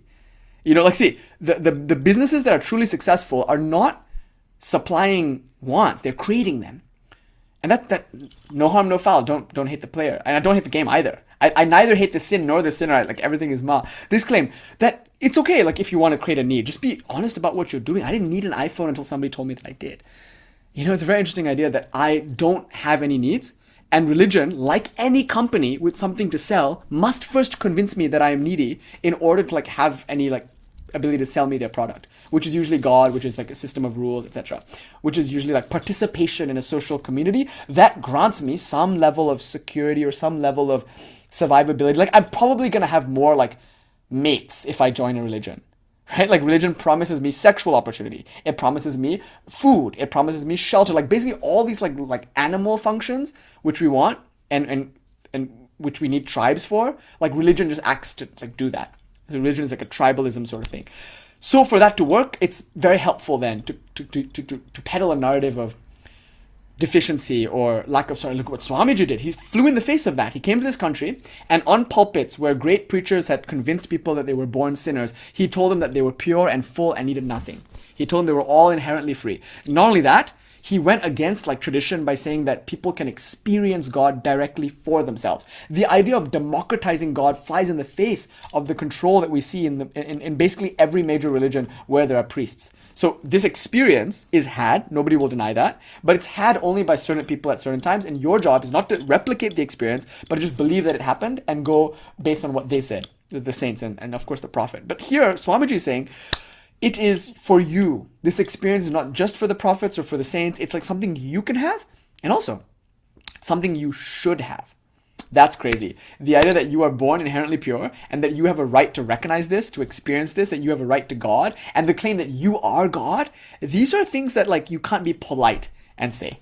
Like Swamiji was cultured. He was very like put together. He wasn't pissing in anybody's palm, but he was pissing all over your ideas of inherent sin, original sin, your ideas of like deficiency, your ideas of like God being something other than this world. Like everything that we held dear as a culture here in America, Swamiji basically pissed on. How different is that than a Bhairava in the train dressed all in black, swearing at you, calling you a sister fucker and pissing in your palm?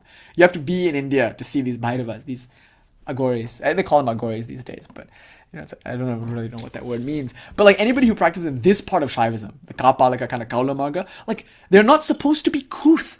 In other words, you're not supposed to be like polite and easily like acceptable. And if you aren't, if you don't feel polite, if you don't feel easily acceptable, even when you motherfucking try, like I think you're in a good place. Like I think this is a good company.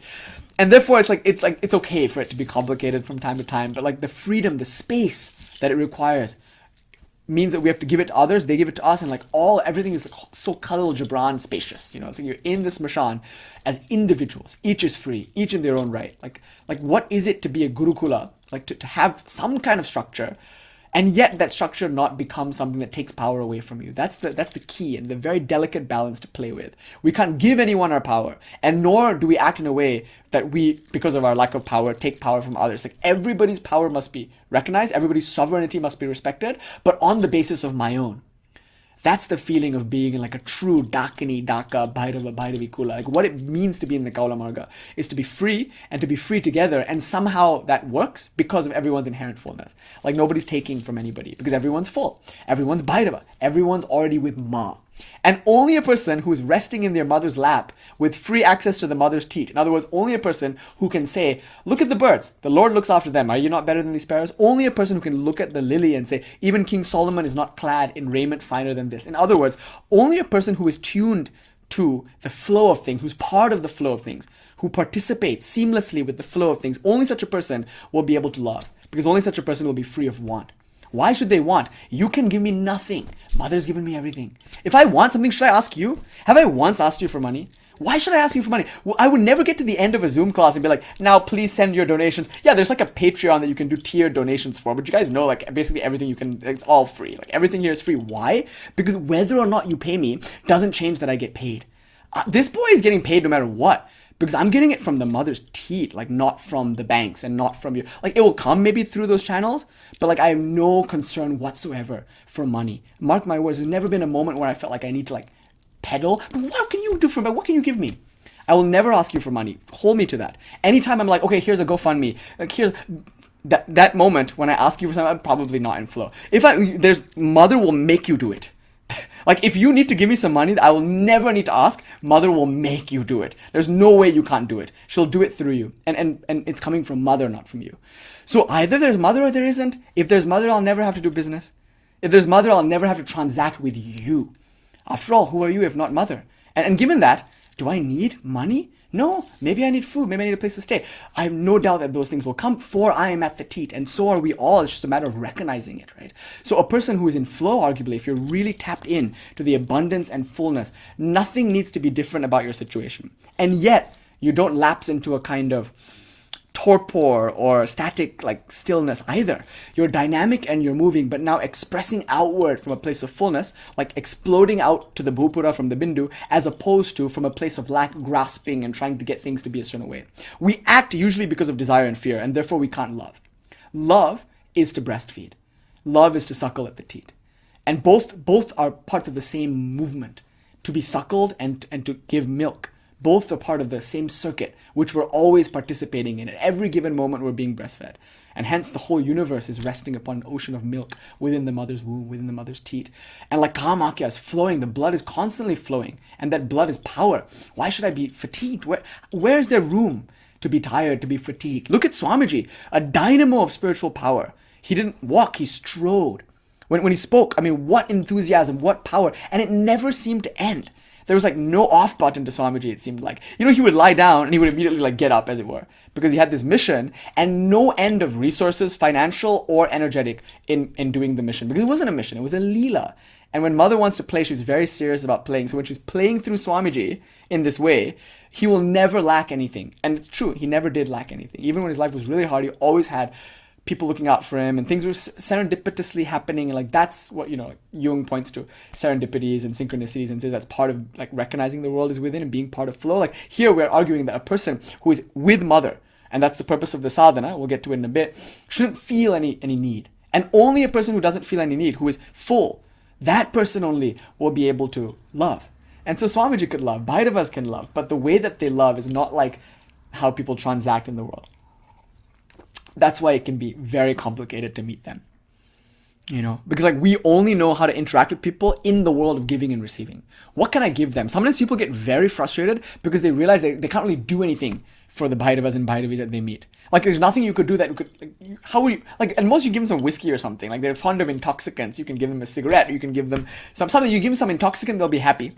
But like, again, you sense that there's no, like, you can't take care of them because mother's taking care of them. Or and also you get, maybe some people get upset because they feel like they're not receiving what they want from them. And you don't know what gifts you're being given by the Bhairava, because the Bhairava is not giving any gifts. Nothing. The gift giving is dangerous because it often comes with a bit of an obligation almost. Like, I gave you a gift last year for your birthday, now it's my birthday, so why aren't you giving me a gift? Notice when we give someone a gift and they don't say thank you, we get angry. Did we give a gift or a problem? Did we give a gift or like, are we manipulating? And a lot of gift giving is manipulating. And that's why like kingdoms, you send out this horse with gifts. Sometimes it's people with swords, and other times it's like lots of money. Like we're always transacting because we always want. Bhairavas don't transact. One who is with Ma does not transact. There's no giving or receiving. Just like breastfeeding is not a transaction. It's a flow. It's natural. Okay, breastfeeding yoga. That's there. We talked about that. Now coming back to this idea of physical materialism. It's all like all of it now is this question of what is this world and how do I orient myself to it? Thus far, most of us have seen the world as an existing, objective, independent something or other, and we've seen it as like physical reality. Now, I'd like to introduce the idea of flow, and this is available for materialists. If you are a materialist, again, I'm not going to reject materialism. I'm going to offer a kind of materialist Shakta view now. In other words, I'm going to offer a Shakta Cārvāka, if you don't mind.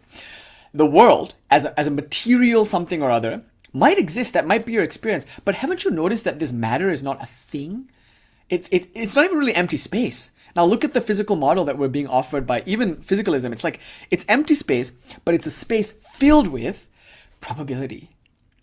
Guys, isn't this so exciting? I don't need God. I don't need souls. I don't need Sāmkhya. I don't need spirit. Like give me rank materialism. Give me scientific physicalism. And like we can do a full Shakta theology with it. Because for it to work, it must work everywhere in every instance. That's the beauty of Shaktism. Is matter not God? And even if you posit that it exists objectively and independently and out there, that's okay, no problem. If that's your experience, fine. And notice, what is it though? Like be honest about it. it's non-dual. Like if you're really like firmly a materialist, you have to admit that everything is matter. And if everything is matter, then clay and money are the exact same. Because they're both made of matter. Like everything is the pancha bhuta vilasa, the play of the five elements, or everything is the play of Dalton's balls. Like we're just playing with Dalton's balls in every moment of interacting with matter. That's that should be the name of the lecture. Playing with Dalton's balls. John Dalton's balls. But notice we should just be honest. Like that's what Sri Ramakrishna might be inviting us to do when he talks about the woman's body, the money thing. Again, obviously he has no problem with the woman's body in the sense that he thinks it's like the cesspool of sin and debauchery. It's like not where he's coming from. Because if that's where he was coming from, it would be incredibly weird then to reconcile this against the reverence that he had for the woman's body. He worshipped a woman's body as being literally God. You know, he often thought in these very erotic terms, like the chakras are like yonis. And once in his vision, he saw a person just like himself licking the yonis. So like his experience of the kundalini and of chakras is a kind of like inner oral sex sort of thing. It's like he spoke of that with such guileless innocence that clearly this is not a person with sexual hang-ups. And of course, he worshipped his own penis. You know, like when he was doing Shiva sadhana, like his penis was his lingam, and he worshipped. Like this is not a guy that has hang-ups around sexuality, despite the fact that he's often framed in that way. You know, like I think he's like more. It's more of like a Bengali folk like innocence and sweetness with sexuality than I think we in the cities are willing to accept. Like we don't know what it is to be innocent and guileless around sexuality because we're not like in nature and we have billboards and our sexuality has become a really weird thing. You know, it's like an app thing. You know, it's not like the way that people experience it in villages. There's something about menstruation in like the context of a Malayali matriarchal village. Like there's something, the way that they handle it is with such matter-of-factness, compassion, guilelessness. Anyway, I don't need to get into this. The main thing though is Sri Ramakrishna could not have had a problem with the woman's body. Like he loved, like above all, he had a problem with people who had problem with the woman's body, because when Hari Maharaj, later Swami Turiyananda, pointed out that women are like an obstacle, he pointed out women are avidya, Sri Ramakrishna didn't like that. He didn't like that Hari Maharaj was taking this attitude towards women, and he corrected him. He said, no, don't you know? And I think he quoted the Chandi here. Every woman, literally every woman. And another problem is we're selective about which women. You know, we say, oh, young, attractive women who suit my sexual standards, that's goddess, that's Devi. By the way, Abhinavagupta, no less than Abhinavagupta, calls this out. He says, oh, my fellow Shaktas, my fellow Kaulacharyas. Isn't it interesting that you only say Devi, Devi, Devi to those people who you find attractive? Shouldn't it be like the case for every woman, like every single woman from like the, and what makes a woman is like after puberty, like when she's, look, again, everything is a woman. So if you're going to really argue this point, you will feel about everything the way you feel about your own mother. And that isn't to say that there can't be a sexual relationship. It's just never going to be a transaction of gaining and taking. It's never going to be from a place of need or want. And if there's no need and want, then maybe the whole thing is superfluous at that point. And maybe there's some higher levels in which communion occurs. And again, we don't need to get into that. That doesn't need to be. But like, yeah, Ariana Grande, the great Rishika of our time, like she said it best, God is a woman. And by woman here we mean, again, not genitals. By woman, we don't mean social or like cultural role. By woman, we mean, by the way, pop quiz. Just as we get to the end of the lecture, I know it's been 3 hours. What the fuck? Like, what can we do? Here's the pop quiz. What is a woman? And by the way, there's a one-word answer now. Like by now, as a Shakta, you know that Shakti means, again, by woman, we mean Shakti, yes? Everything is Shakti, everything is a woman. Like, it's not gendered in the sense of like genitals or like social role or like culture, but it means, and what is it that's nourishing us? Again, like I was telling you about the nourishment that comes through breastfeeding and how it's like a flow. The Sanskrit word here is prasara. What is that prasara? What is the nature of flow? I mean, again, I think flow is it. It's dynamism, thank you. Like dynamism is Shakti, like an energy. So when you think of energy, don't you think it's like, energy implies dynamism, doesn't it? Like you can't think of, can you think of static energy? Yeah, I guess potential energy. But again, look what you call it. Even when energy is static, you guys, like this is Shaktism for like the materialist. And it works. It will give you the same outcome, which is awesome. Like this is like the most exciting thing to me, which is like no school of philosophy is true. They're actually all true because Ma is true and I've never seen anything but Ma. Like there's nothing but God and we're only ever interfacing with her. That if that's true, we should be able to like prove that in any mode, in any school of philosophy. Like that's Ramakrishna. And just for fun, like you can be a materialist. And so like I'm taking now scientific physicalism, right? Like realism, the idea that there is an objective, real world of matter apart from me that exists whether or not I'm here. And then I'm adding onto it the necessary like dispositional, how do I put it? The affect, as it were. So there's the philosophy, then there's the way that philosophy makes me feel. Again, I said about my friend, he's an honest materialist. Having grown up in this like conservative religious community, he realized that that's not where it's at. He leaves the community. In fact, he's gay and he's like excommunicated from the community. So he has extra reason to step away from religion because his experience of religion is there's some guy, God, and he's a homophobe and everybody who seems to love him hates me. So fuck all that shit. I'm just going to be an atheist. I'm going to be a great scientist. I'm going to study things that I understand. And I'm going to collect materials because like that's what I know. That I can touch the table. I can't touch God. But what I did touch was their hatred, those who said they loved God. So I'm going to stick to the table and I'm just going to do my times tables and I'm going to like get my money. So that was cool of him, to be honest. At least finally an honest materialist. Usually there are religious people who are materialists who profess to be religious. Better have an honest materialist than these hypocrites that call themselves religious. So the religion is usually our pretense to meet unmet psychological needs, but make it look respectable. I want to kill, but I'm not willing for people to look at me as a brute. So I become a pastor and I tell other people to go kill those enemies that I now consider non-Christian. The whole time I wanted to kill, but I had to have a special costume and make myself feel good before I was willing to do that. I think I do want to kill. I've killed so many things, but I want you, for a long time I felt like it would be maybe, I don't want people to know that. Now I'm like, no, I think I want people to think about me like in the worst possible way so I don't have to worry about that anymore. In other words, if I'm killing, let me be seen for what I am. Killing in the most like brutal, like most animalistic way. Because if I don't do that, then that's going to be in me. It's going to come out in these like subtler ways. That's our claim. That what is repressed, what is suppressed will be expressed, but with a lot of guile, with a lot of like refinement. What is society but brutes who have learned to refine their brutality? This is where I disagree with Swami Vivekananda. He calls civilization a check and balance because without religion, we are a forest of brutes. And he's right about that. And I think what we're saying is that civilization is like a check on brutality. But I think what Swamiji is really saying, I guess I'm disagreeing with the interpretation of Swamiji's statement. Civilization is not inherently protecting you from your brutishness. In fact, most of the time, civilization is merely dressing it up. It's merely like excusing it. But I think what Swamiji means by civilization is religion. That's why he claims that a society without religion is the forest of brutes. And what we have now is a forest of brutes. Very, very refined and articulate SAT words, kind of forest of brutes. Like here, it's the same brutality, same tiger, same cannibal. The only difference is that we are avoiding it. It's a jungle, but we call it a garden kind of thing, And so our claim is that no, let's just face it. Let's just face the brutes, face the fact. And what is the brute? This brutality within me. So our thing is let's just be seen. Let's just be naked. In other words, let's just be seen for what we are, which is so safe because it's so impersonal. There's literally nothing dark and evil in me that is not there in you. And because it's there in Ma, it's like there, the whole thing. And the only thing that could be evil, that could be dark, that could be problematic is my unwillingness to see that as God. That's where the schism comes from. I want something. It feels good. And I want to move towards that which feels good. But then I tell myself, for whatever reason, that it's bad to feel good. And the moment that happens, I become hateful. I become miserable. I'm cut off from the flow of reality. The more cut off I am from the flow of reality, like I said, the further away my view is from reality, the more I suffer. And if I'm not willing to look at that suffering as feedback, if instead I do the opposite, I see it as like feedback for being on the right track, when in fact it's feedback that I'm misaligned, what's going to happen? Think about the example of taking a yoga pose. If I'm in a pose and I feel a pain in my elbow and somebody taught me that it's good to feel pain, I'll keep pushing into that pose and then I will hurt myself. As many of you yoga teachers in the room will know, like you as a mother in the yoga context, like are nourishing and guiding your students. And so you're telling your student that if they feel discomfort, that's okay. You're guiding them in. It's still pleasurable though to feel like a challenge and overcome. But then when they feel pain, you tell them to back out. Because the moment they feel pain, they're getting feedback that their pose is misaligned.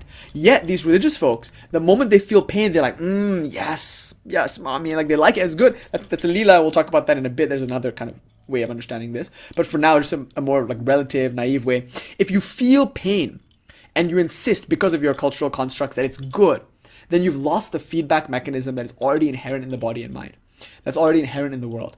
And so if that feedback mechanism is not working and you continue to push into the yoga pose, more and more you start to see dysfunction. More and more you're likely to see like pedophilia, like anytime sexuality is repressed, it often comes out in these really crazy ways. But notice the more you repress it, the more you get that repression, like a explosion. Arguably the Aghoras, like they're the least sexual people ever because they have the least hang-ups around it. It's like it ain't no thing for them, kind of. It's like no big deal. So they're not like kind of like like interested in it as much as those people who feel like they shouldn't have it. Those people who feel like they shouldn't drink often like need to drink, or feel like they shouldn't have sex. Like again, when they feel that what they're doing is wrong, that thing that they've demonized now has power over them.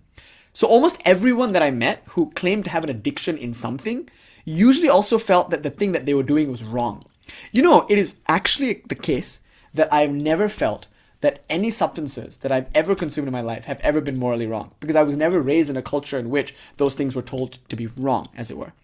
So I've never, and as a result, it's interesting, like, anyway, we don't need to get into anecdote right now, but I have noticed, just being around in my own life, like people who have struggled with substance abuse, who have, in many cases, like done the same quantity of substances with me for the same period of time. It's like, I think the only difference, there's of course all these biological things and karmas and some scars, but like it seems like the only difference in many of these cases was whether or not we were comfortable with the thing that we were doing. I always was, and as a result, like it was different for me. My experience of whatever it is that I enjoyed in this world was different, because with others, it seemed like when they enjoyed something, it was also with this feeling of like, I ought not be enjoying it, and now here I'm enjoying it. And then somehow, the thing that they were enjoying seemed to exert a strange kind of power over them. I don't know. It's just a conjecture. I don't need to get into that. The claim is that if we feel suffering, we should note that and move away from suffering. Move towards something like better, something more natural, something that flows. Again, the claim here is if it's suffering, it's a bad space. If it's a bad space, a stagnant space. Something's not flowing, something's blocked, something's impeded. Like if your body is in a hatha yoga pose, there should be a flow. And when that flow is obstructed, something's misaligned. Blood, like a nerve has been pinched or something, or a bone is out of its socket. Like something is wrong if there's pain. But pain, because of that, is right. So pain can't be wrong. Pain is beautiful. The pain is there to bring us back to the... So therefore, we like have no problem with pain. We're not averse to pain. We love the pain. And then when the pain comes, we say, thank God. So this is one way to who dares misery love. Because if you love spirituality, arguably it's because you want to be aligned. The degree to which you love spirituality is the zeal with which you want to be aligned. The more zeal you have to find alignment, the more drastic you're willing the sadhana to be. So for those of you who come to Kali, you're like saying, like, just do what you got to do. Whatever you need to do to bring me back into alignment, do it. Which, by the way, could be really painful. Like trying to put Julian's arm back in. Arguably, to put it back in is painful. He like screamed to put it back in. But that pain, putting it back in, like is only so painful if you want to do it. Like if you want to like drag it out over a long period of time, like it might not be as painful. If you want to do it then and there, pulling the bandage off would be like, ow, like saw my arm off or I'm going to get gangrene kind of thing. Okay, bite down on this. It's your Kali mantra. Let's go. So there's like whole like fear around worshipping Kali because it might be sudden and painful. Not necessarily. Who knows? Who can say how she plays? If you say Kali's going to wreck your shit, again, that's not fair, because what if she doesn't want to do that? What if she wants to more gently like guide you or something? She can do whatever she wants, so we can't say she'll do it this way and not that way. So we're done making claims about what Kali sadhana is going to look like. It's anybody's guess at this point. I don't even think she knows. She just does whatever she wants, whenever she wants to do it, like you. So given that, it is the case, though, for some people that they take up certain ishtas because they sense the liberating potential in those ishtas. So I've often argued in other places that it's no coincidence that the form of Ma that Sri Ramakrishna himself worships is Kali. But it's the Kali that we can Sri Vidyafy. So it's like a Kali that we can go very deep with, but at no point does she lose her Kaliness. Like we never make her pretty in the sense that she's like now just, like civilized and beautiful with sari. And like we never lose her ferocity. Even when Sri Ramakrishna speaks about her in the most gentle, like motherly tone, like we never forget that she's got a sword and she's covered in blood and she's got skulls. And like that teaches you that Sri Ramakrishna, if you take him to be the avatara, is preferring a version of God that's dramatic. Maybe the only kind of deity that the Kali Yuga will permit. Like the deity that like gets shit done is a deity that represents fierce grace. And so maybe pain is something that you intuitively recognize as valuable, and thus you love the Christ. You see in him the ability to like transmute pain into transformation. The Christ myth or the Osiris myth is the ultimate symbol for the transmutation of pain into like an initiation. And no mother has given birth who has not felt the divinity of pain, and nobody who has died I mean, pain is the doorway through which we walk into death and from which we come into the life that we have now. And pain is like what it means to be alive. When I feel pain, I know I'm alive. When I stop feeling pain, I'm like a corpse. And then in the sexual context, it's beautiful. Then pain becomes aestheticized. It becomes fetishized. It becomes like another way in which a person can derive pleasure. Like, that's a big deal. The fact that I can eat spicy food and enjoy it. The fact that some people can be slapped and like it. Right? Like, just take note that there are instances in which we as humans have like experienced pain in a desirable way. Like, we've actually wanted someone to like say mean things to us in bed or like slap us. We wanted like maybe somebody to like challenge us in some way, or like we want to do a puzzle or something. We can be honest about this. The fact is, as human beings, we also find pleasure in pain for its own sake, not as a feedback mechanism to take us away from misalignment, but often because when we're in alignment, like it's not pain anymore. It's not, in other words, it's not suffering anymore. It's just pain. And then pain doesn't have to go away. Then pain becomes a wonderful thing that can be very spiritualizing even. And so like going to the gym and it's like the next day you're sore, but you're not upset about the fact that you're sore. You welcome it because then you feel maybe some aliveness. So anyway, the point here is that when you're eating spicy food, some people don't like it, some people do. And some people who like it because it's not spicy. But I sometimes like it because it's spicy. There's definitely some people, I'm scared at horror movies. I watch a lot of them, but if you watch horror movies with me, you'll see like just where I am with, I'm just like fucking terrified. Like every jump scare I jump. And that's right, like I came there to be scared. And if I'm in a horror movie and I'm just like eating popcorn and not scared, am I even in a horror movie? So I like to like really just like allow myself to be scared in a horror movie. And people are almost always surprised when people watch horror movies with me because they know I love horror movies. I'm always watching horror movies. I mean, what else am I doing watching them on this horror movie? They're always like, whoa, you like really jump whenever there's a jump scare. I'm like, yeah, I do. And it's like, well, that's what's fun. I want to be scared, so I'm watching a horror movie. Bhishana Bhairava. And some people, like, they'll do intoxicants and they won't be intoxicated. I'm like, then why'd you do the no, I know. It's terrifying. It's like dark and it's like, yes. So spicy food, if it's spicy and we like that it's spicy, notice that. Or if it's scary and we like that it's scary, notice that. Like, there's something about pain that is maybe intrinsically pleasurable. And why? Because it's aliveness. So now we're coming to a subtler claim. There's something about being alive that is like inherently rich, and there's something about pain that points to aliveness, either as a feedback mechanism in the case of suffering to bring me into more aliveness, or as like a testament to that aliveness itself. So as I'm feeling the pain, I'm alive, and if that pain is suffering, it then brings me into even more flow, even more alignment. So when we look at Kali as a symbol of pain, we say, wow, I love it. And so therefore, you notice so many spiritual traditions are afraid of pain. And not just pain, suffering. Haven't you noticed? Spiritual traditions are about minimizing suffering. They want you to like not suffer. And you know what the best way not to suffer is, as it were? Like I don't think it works, but it's like the way that they often think will work. Just don't go into the world. Because there are pretty girls there. You'll suffer because you won't know how to talk to them. They're like scary to talk to. And if you're going to talk to them, then they might like you. And then you'll fall in love. And then you'll get married. And that will suck because then you'll have children. You have to like work to take care of the children. And then they will be like, one day you'll like not find them attractive anymore because they'll get older. And then maybe they'll leave you or they'll die or you'll die. And you're like, that was all horrible. So don't go to the village. Don't collect water at the well. God forbid you meet a pretty girl. God forbid you talk to her. God forbid you start a family. Don't do it. And there might be a handsome guy there, a cool person. Like there might be somebody there with whom you might feel fellowship.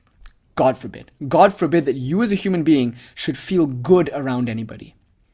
And be careful. If you go there, you might walk into the marketplace. And in the marketplace, you'll see beautiful things that you might want to possess. And because of your desire to possess those things, you might then get a job, and then you'll have to be abused by your employer, and then maybe you'll have to work long hours doing something you might not otherwise do, and all to get this money, the 6-7 kind of symbol, which you're then going to use to get your, oh no, this cat is a skinwalker, isn't it? Like, just like, oh my god, just your face though. It actually does really like punctuate the point that I'm trying to like get to. It's like so funny. It's like biting. There's something about life that like bites you sooner or later. That's the thing about it. It's like at first you're just like playing with this cat. It's just stroking it. It's like it's happy. But then once you get the object, the cat will bite you. Once you get the person, the spouse, the house, the mouse, all will bite you because they all die. They're all impermanent. And based on this impermanence, notice, the claim is it's therefore all suffering. Because it's anitya, anitya, sarvam anityam, because it's changing, because it's only momentary, shanikam, shanikam, sarvam shanikam, it is therefore suffering. And I want to end suffering. But there's only one way to end suffering. Arguably, that's like disengage with those things that cause me suffering, which is those things that are impermanent. So I should not desire the things that are impermanent because they will bring me suffering. Why? I don't desire suffering. I hope by now you can see that the Shakta view is diametrically opposed to that. I desire suffering, either because I like spicy food or because I like being slapped in a kink setting. Like, either because it's inherently good or because it is instrumentally good in guiding me towards even more aliveness. So if I don't live, how will I know? If I don't engage with things, how will I refine my place in all of it? Like, if I'm afraid of suffering, I'm afraid of life, because life is inherently suffering, and therefore I will escape it. At every turn, I will avoid feeling my body.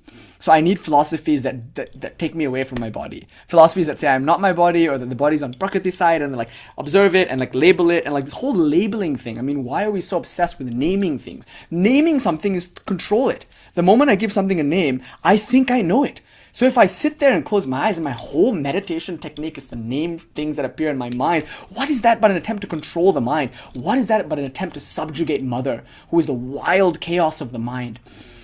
It feels good sometimes to take a strong stance against accepted modes of spirituality that are nothing more than dry suicidal advice.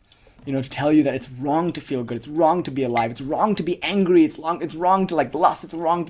There's nothing wrong with any of these things. The only problem is stagnation. And the stagnation comes often because energy that wants to flow is restricted. It's forced into channels that it doesn't naturally want to flow into, or it's not allowed to flow at all. And look what happens. They all become dried up, desiccated prunes with a bone to pick. You know, I have a bone to pick too. And the reason I'm picking it is because when you pick a bone and you lick it, there are cracks on the bone. And the more you lick the bone, the more blood will come out of your mouth. So some people say, then don't lick the bone because you don't want to cut your tongue and bleed. But if you've seen my mother, she taught me something. How to lick honey off a knife. How to lick a bone until blood flows out of my mouth. And the blood makes the bone better, actually. We're going to teach this sadhana, bone licking sadhana. Like, we're going to teach you how to eat glass in this Kali world, you know, and like it too. And so we love the life. Like, we love life. We love the world. And we love it because it's so fucked. It's so much suffering. Like, if we say, go and have fun, like there's this Cārvāka kind of like assumption that it's possible to just like have fun without suffering. Now that's naivety. Like, we're not espousing that view. You can do that, but you'll very soon discover that like that view is divorced from reality. If you think you can be in a relationship and not suffer heartbreak, that's delusional because things are impermanent. But just because they're impermanent doesn't mean they're not valuable. Just because they cause suffering doesn't mean you like have to avoid it. So here's the thing. If you're in a relationship and your heart gets broken and you're surprised, then we were fucking idiots. Then like, no, we're not even practicing Cārvāka, honestly. If you're going to practice materialism, like the claim now is to be an honest materialist. So I want to close now by making a case for materialism. I was just thinking, like, what will I do for the first Monday of our 6-7 Gregorian New Year? Like, what lecture could we give? And I'm thinking, wouldn't it be nice to have a Shakta materialism? Like, just to kind of argue for the Shakta perspective from rank materialism. There is a world. It is made of matter. And that matter is objective and exists independently outside of me. These are claims I don't usually make because I often say that the world is an experience within consciousness. I am that consciousness. The world is an experience of consciousness even. The whole world is nothing but consciousness appearing within consciousness to consciousness, and that consciousness is the ever-playful Lalita, Kali, who is in each and every moment encountering herself again and again for no other reason than for fun. That's usually what we say. But today I'm saying that's still true even if you accept the world as like objective and external. Okay, so now let's come to that. So if the world is there and it's made of matter, actually I should be honest and notice that all the matter is the same.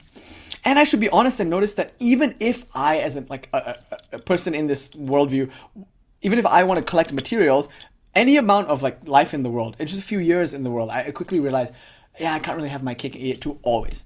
To get these materials, I have to sacrifice those materials. And once I get those materials, I can lose those materials. So there's this experience of suffering. Does that mean I should disengage though?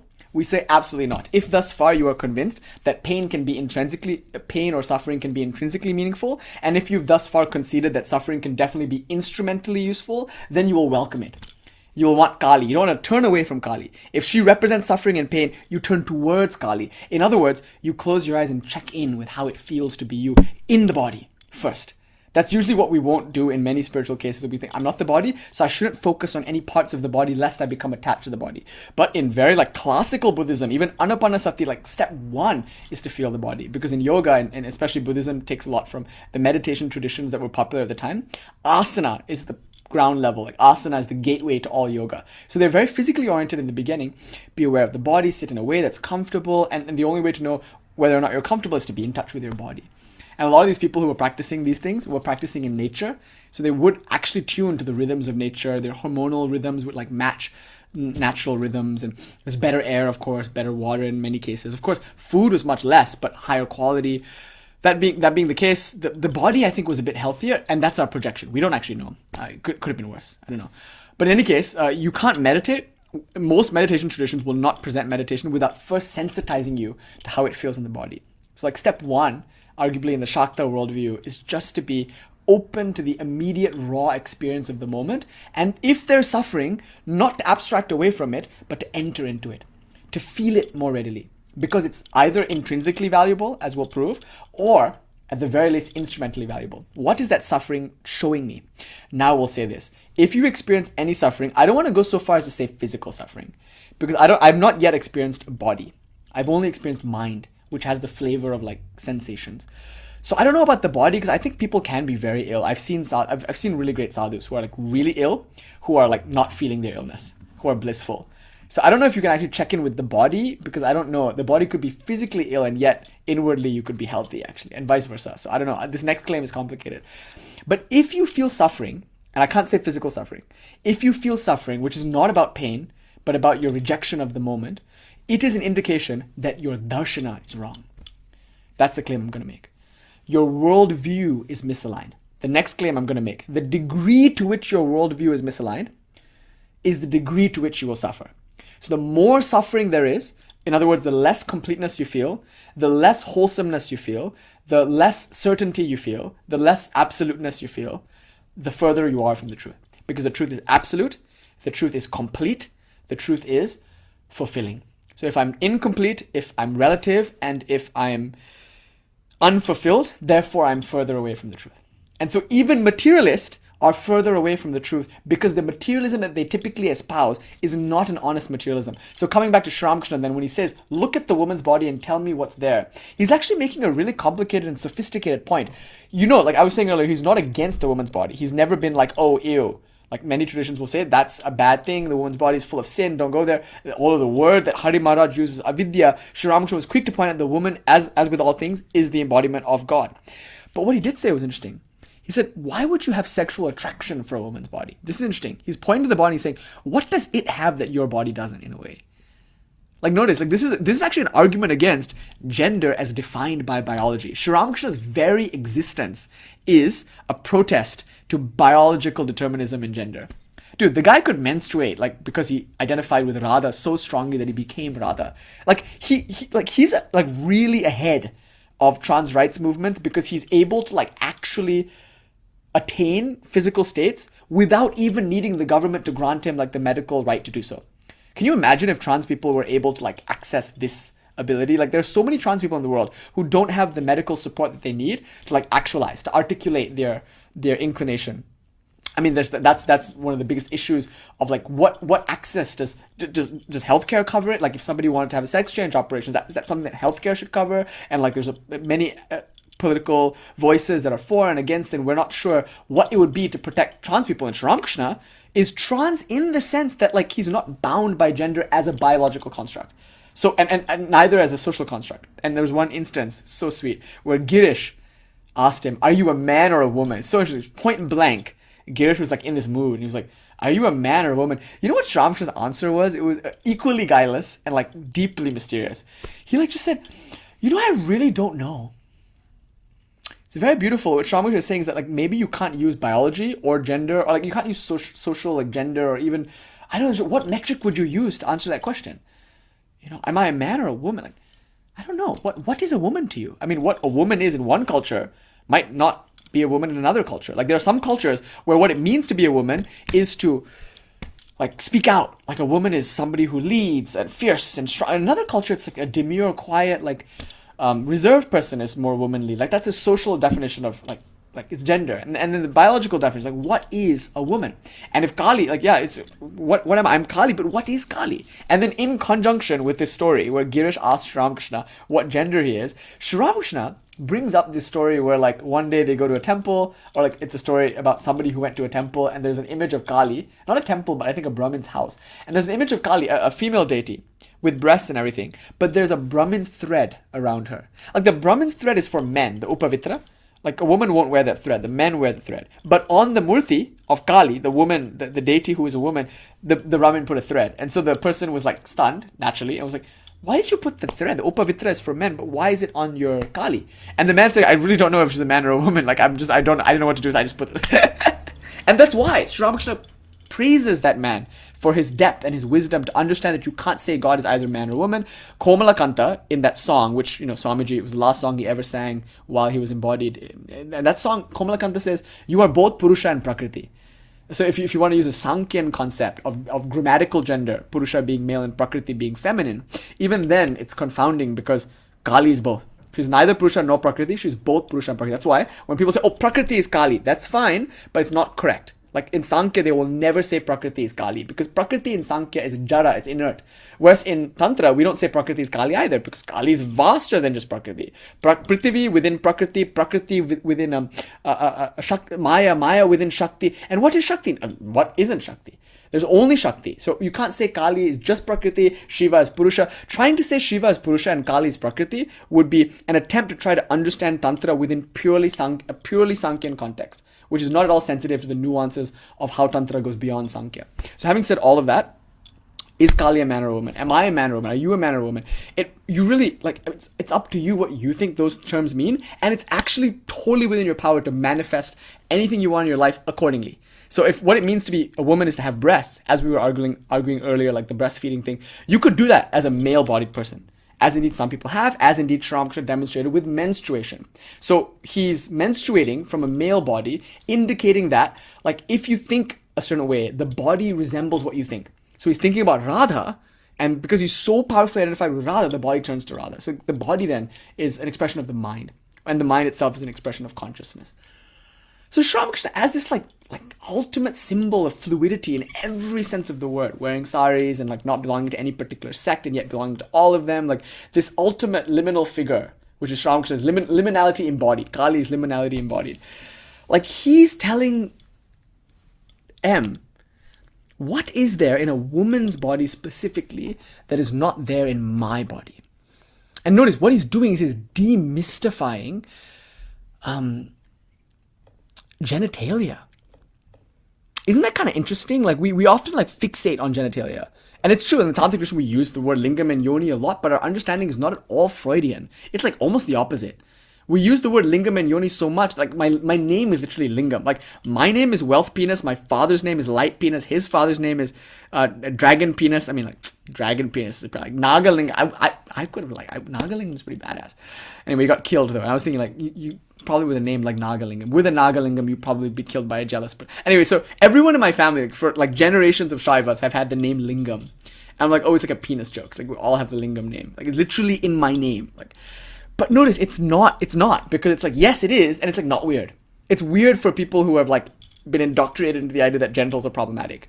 But if you like really think about genitals and think about them as like a 9-year-old, like say you're encountering the opposite genital for the first time, it doesn't actually occur to you that it's different, and not until puberty does it become like important that it's different. Isn't that interesting? It's like when you're looking at the body and you're saying gender is based on the body, Sri Ramakrishna is rejecting that. He's saying, just actually look at the body though and think about what's there. Notice that there's no difference between one body and another. Just like there's no difference between clay and money. Both are physically matter. Like similarly, aren't all bodies just physically matter? Like what is that matter? And now he gets into this kind of like psychological explanation. But he's not. I don't think he's judgy about this. He's just saying, like, and you look at it, it's like flesh, isn't it? It's blood. Like it's bones. Are those things attractive? And then we ask, like, what am I attracted to in the person that I'm attracted to? Like, say I'm I'm heterosexual. I'm a heterosexual man. So I look at a woman, I find her attractive. What is it about her that's attractive? Or like, say I'm A gay man, I look at another man, I find him attractive. What is it about him that I find attractive? This question Sāmkhya is asking. What is attractive about that person? Very quickly we'll discover it's not the body. It cannot be. Because if that body was there without the person, probably we wouldn't be attracted to it. That's typically what happens. Like, a person is so beautiful to us until they're dead, and the corpse, which we just a moment ago wanted to sleep with, except in some cases, now Kali is a necrophiliac a bit, because in some of her dhyanams it says she's desirous of sexual union with her husband who is a corpse. There's deep symbolism there. She only comes to you when you're killed. But the necrophiliac, my necrophiliac mother aside, let's not talk about a necrophiliac mom now. Just for most of us, we don't really want to sleep with our spouse who is dead, even though just yesterday we shared their bed. Did we lose our head? Like, the idea here is that there's not a person there anymore. And the very same body, which I found desirable only moments ago, that very same body has become reprehensible now that the person is not there. And what is the person? Was it the body? No, it couldn't have been. And there's another way to understand this. There's a book. Sorry, I can't cite it, but I was reading a book, and this woman was impressed because her friend, who was like 85 or something, introduced her to his friends who were all like a similar age, and he was telling his friend how beautiful they were. And they were all old women, he's an old man, and then like he pulls out a picture, not to say 85 is old, I mean, you know what I mean. Like it's, he pulls out a picture, and the pictures of them at their high school reunion. And he's showing the picture, and he's saying, look how beautiful they are. And like his claim is that he sees them like that now. So if you knew someone in high school and you thought they were so attractive, you probably still think that when they're 88. Because you see them from that perspective, actually. You know what they looked like when they were there. It's kind of interesting. The phenomenon is interesting because it means that you're not actually seeing the body. Anorexics are another great example of people who look into a mirror, see the body, but the physical facts don't mean the same for them as for someone else. The whole experience is colored by psychology, colored by our interpretation of what we see. And so our interpretation is what causes us to think that like money is valuable and clay is not. When in truth, they're both just matter. So when I look at a physical body, if I see it, if I can be an honest material, I can see it for what it is.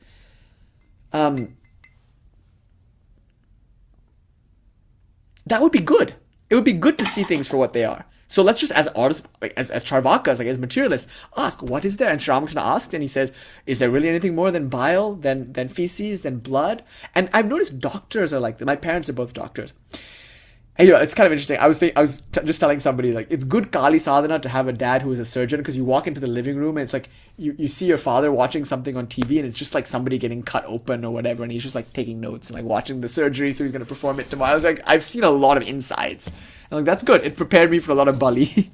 My father is actually not down to do bali, but he's not going to be squeamish around blood.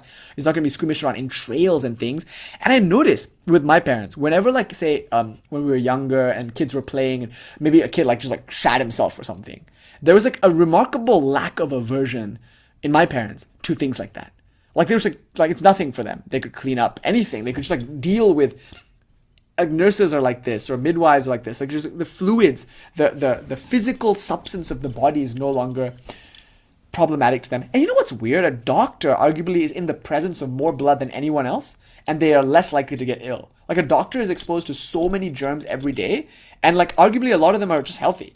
So people are afraid of blood. They're afraid of placenta. They're afraid of like feces because they're afraid of contamination. And yet nurses and doctors who are interfacing with these things every day, weirdly enough, through God's grace, a lot of them, not all of them, but a lot of them are fine.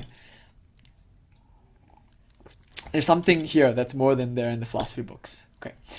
So, if indeed the blood, the phlegm, the feces, the bile, all of that comes from the body, if we can be honest about it, it's not weird. It's not disgusting even. But the same thing that makes it not disgusting also makes it not attractive. Like there's nothing about a body that's attractive, actually. Something deeper is there. There's some life. We're attracted to life. And there's something about a person's life when they're like their aliveness, that's what like draws me in, because it's a mirror for my own aliveness. And what I want is to breastfeed, as it were. Like what I want is to be in flow and be alive together. And that's what it feels like when two or more people come together in my name, who has come together in any other name. And like really, they vibe. Like if you're really vibing with someone, it should feel like a flow. The conversation feels like, it's not a give and take. It's just electricity. It's like a flow. And that feels like romance. That feels like love. If that goes away, the attraction goes away. It can't be for the body. Therefore, notice our lust is not the problem. It's just directed at like if we're going to be materialist about it, like it's directed at something that we're not actually interested in. So even if we were to get that person's body, it wouldn't satisfy us. Math is incomplete. The body is never what we wanted. Do you see? Like math, incomplete. Theory, relativity. World, incomplete, relative, and it's one more word, I forgot. Uncertain. Heisenberg uncertainty principle. Everything is uncertain, according to Heisenberg. According to Gödel, everything is incomplete, math at least. And according to Einstein, everything is relative. So the body is incomplete, actually. It's not what I wanted. I'm never going to be fulfilled. However many bodies I acquire, I'm never going to be fulfilled. Even this body is not. It's not the body. It's aliveness. And the body is a good like through the body, one can experience aliveness. But often, people are fucking, but they're not at all making love. There's no aliveness. The meat suits are rubbing, but where is that? And there are people who have never touched physically. Between the two of them, there's more charge, more romance, more aliveness. Well, there's more romance in a single breath for a saint than there is for like kings with huge harems all day long mechanically thrusting away like an animal, and like there's not a moment there's a moment of pleasure there, a moment of aliveness, a moment of presence. Like to make love is an art, and like it's not something that you can learn physically. And so people are always like, are you a good lover? No. To say you're a good lover is incredibly ignorant because it excludes the other person. To be a good lover is to be a good conversationalist. And the conversation is always going to involve who you're talking to. You could be the best conversation in the world, but like, it wouldn't matter because if the person you're talking to isn't like in the circuit, in the flow of that conversation, then you're not a good conversationalist. So you never know if you're a good lover or not, or a good conversationalist or not, until you're in a conversation. And in that conversation, it's always like the two melting into one. It's something else than so anybody who says they're a good conversationalist is in their head. You know, like they think that what they're doing is, it's always responding to the moment. It takes two to tango, as they say. So the flow, the aliveness, that's what we crave. And arguably a person who's in the flow will need nothing because you're always like in yamana. They're always in sexual union. So the act of physical union is, again, not a problem, but often superfluous. There's nothing that can be gained. And again, nothing that can be lost. That's the claim. There's nothing that can be lost through the union of bodies. Arguably also nothing that can be gained unless certain practitioners have a hang-up. Then there's something to be gained to realize there's nothing can be lost. But like arguably someone like Sri, someone like Vivekananda, there's no desire, no lack, and also no aversion. That's the thing. The body becomes no longer an object to be fetishized, the forbidden fruit to be surreptitiously grasped at. And that's the problem with modern culture. It's like the materialism that we are exposed to is one of cognitive dissonance, where the billboard tells us that this body is something to be fetishized and acquired, and the Bible then tells us that we're evil for wanting that. And the two come together, and we're fucked in the head, and we all become alcoholics.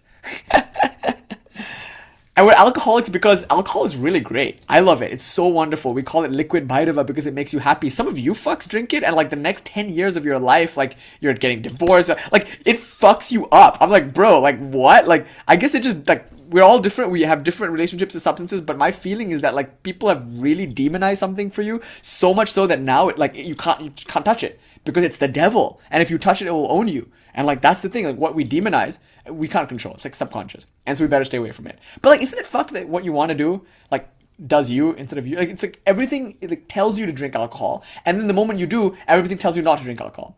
Isn't that, you're at the family dinner and everyone's drinking alcohol. And then you become an alcoholic and everyone's having an intervention on you. You're like, bro, what are you saying? What's the signal that I'm getting from nature? The moment I hit puberty, I'm aroused. And the very next day, I'm immediately punished for any arousal that I should feel because somehow it's like not culture. Like everything in our society, based on physical materialism, is a kind of model of cognitive dissonance because we want and we want not to want. So in our sadhana, we say, let's just be simple about it. Let's be honest about it. If we're going to be materialist, let's look at matter and let's like actually see what's in front of us. And here's what we get. It's all the same. All matter is like just equally matter. It's all just 5 elements or atoms or strings or quarks or whatever you want to call it. It's all basic materiality. That's the first fact. The second fact is that it's not at all static. It's inherently flowing. So just like the breastfeeding example, it's not like matter goes from one place to another. It's like always like moving and flowing, and therefore the word energy is a bit better than matter. Because matter implies a solid something or other. But once we get the probability model, like bicycle model, even the word bicycle, the idea of cycles and movement, like the moment you have electrons, the idea of electricity, even in the Niels Bohr, like Ernest Rutherford model, like even there where it's like empty space, the space is a place of dynamism. There's akasha and there's prana. There's like a space within which the electrons move. And in fact, It's those electrons that matter. Because even the matter is inert. The proton and the neutron don't really do anything. It's the electron, as it were, that binds with other protons, like, other electrons. Like, right, like two things. They have orbitals and whatnot, and they come together. And then, like, you know, you can draw the diagram, and your chemistry teacher will give you a grade for how well you drew the diagram and understood how they acquire the, like, say, it loses one proton, it gains one proton. But now notice, it's not the matter that matters. It's the flow between those protons and neutrons, which is called electrons. And now when you, like, go deeper and deeper into the study of matter, you realize the electrons are just pure probability. They're everywhere all at once and nowhere. Electrons are not anywhere. They could be anywhere, and because they could be everywhere, they are everywhere. So what you get now, this is so thrilling, you guys, is no longer a world of solid tables. It's a world of energy flowing fluidly, moving from one form to another, a world in which energy can never be destroyed, nor ever created. The world of matter is eternal. Haven't you noticed? Matter is eternal. It can never be created. It can never be destroyed. Nobody can point to when it started. You can only point to a state of potential. And then after the Big Bang, a state of actualization. Even if you point to the Big Crunch, you're not saying it's dissolving. You're just saying it's returning to a state of potential, only to potentially do this again. You're making a Sāmkhyan point here that Prakriti is both Shrishti and Sanghara. There's Pralaya and there's Shrishti. Like, everything is either emerging or dissolving, emerging or dissolving. Often it's both at the same time. And evolution and involution is a continual process of dynamism, which you observe in the minutest atom, interacting with the minutest atom as a dance of electrons. But not just any dance of electrons. Pure potential, pure probability. That's what this world is. It's just material probability. Okay, that's the first, like shock the claim about the world. Like, oh my God, like, it's alive. If by aliveness I mean dynamism, I don't have to say it's God. I don't have to say it's sentient. It's enough for me to recognize, just for once, that it's all one. It's all one homogeneous field of energy. And by recognizing that it's energy, I recognize it's like dynamic. It's alive. So now the changeful is no longer that which causes suffering. It's only when I think it should stay the same that I suffer. Because it doesn't. No one thing stays the same. Everything's always transforming, corroding, decaying, growing. And if I know that, I won't suffer. In fact, I will enjoy. I will be part of the flow of the way money comes and money goes. As it should. The way that people come and people go. Like, if somebody goes, I should not hold on to them. If somebody comes, I should not push them away. After all, if a thing comes, again, like if a person comes, is it really anything more than just matter, energy, dancing, flowing? And this is the experience that Fritjof Capra has on the beach. And he thinks of the dancing Shiva. It's interesting. He's looking at matter, and he sees matter observing matter and this like electrifying dance, and he thinks of Nataraja. And now outside of CERN, there's an image of Nataraja. Because, like, what could depict the physicist's vision of the world better than the dancing Shiva? The universe is dancing. And that's literally what it looks like under the microscope. And do you know what else? One more thing. I don't give a fuck about God. Because when you're looking at something and you're really seeing it, you no longer need the word. The feeling is immediately available. It's a feeling of beauty, I think. That's the only word that we really can use. And physicists, scientists, they're not theists necessarily, but they're also, many of them, not insensitive to beauty, to presence, to meaning. And so when they're looking at atoms, they might think like Schrödinger did, or like Richard Feynman did, or like, like there's so many different physicists who have become mystics, who have become saints, just from looking at matter. Because at no point were they looking at anything other than God. You're looking at a picture of Sri Ramakrishna and you think you're so holy. You think the physicist looking in the microscope is not looking at a picture of Sri Ramakrishna? What the fuck is that then? What is the amoeba if not Ramakrishna? What is the matter if not Shakti? Like, at no point have we ever seen anything here but God. So who the fuck is more spiritual than anyone? Who needs enlightenment? I mean, my whole problem is that I'm like monomaniacally only seeing one thing. If anything, enlightenment is the cure for this. You say enlightenment is seeing God. We've never seen anything but God. What do you want? You have it already. It's this. The only thing is recognition, and even without recognition doesn't change the fact. The scientist is looking at God. If they look closely enough, there's no way that they can look at that and not feel one with it. And so Copenhagen inference, observer universe versus participatory universe, all that stuff aside. Let's put the concept aside for now. I don't even need to introduce an idealism point here. I could, easily. I'm 3 steps away from proving the universe is not out there, but rather in here. We don't have to do that. We can just accept that the universe is out there.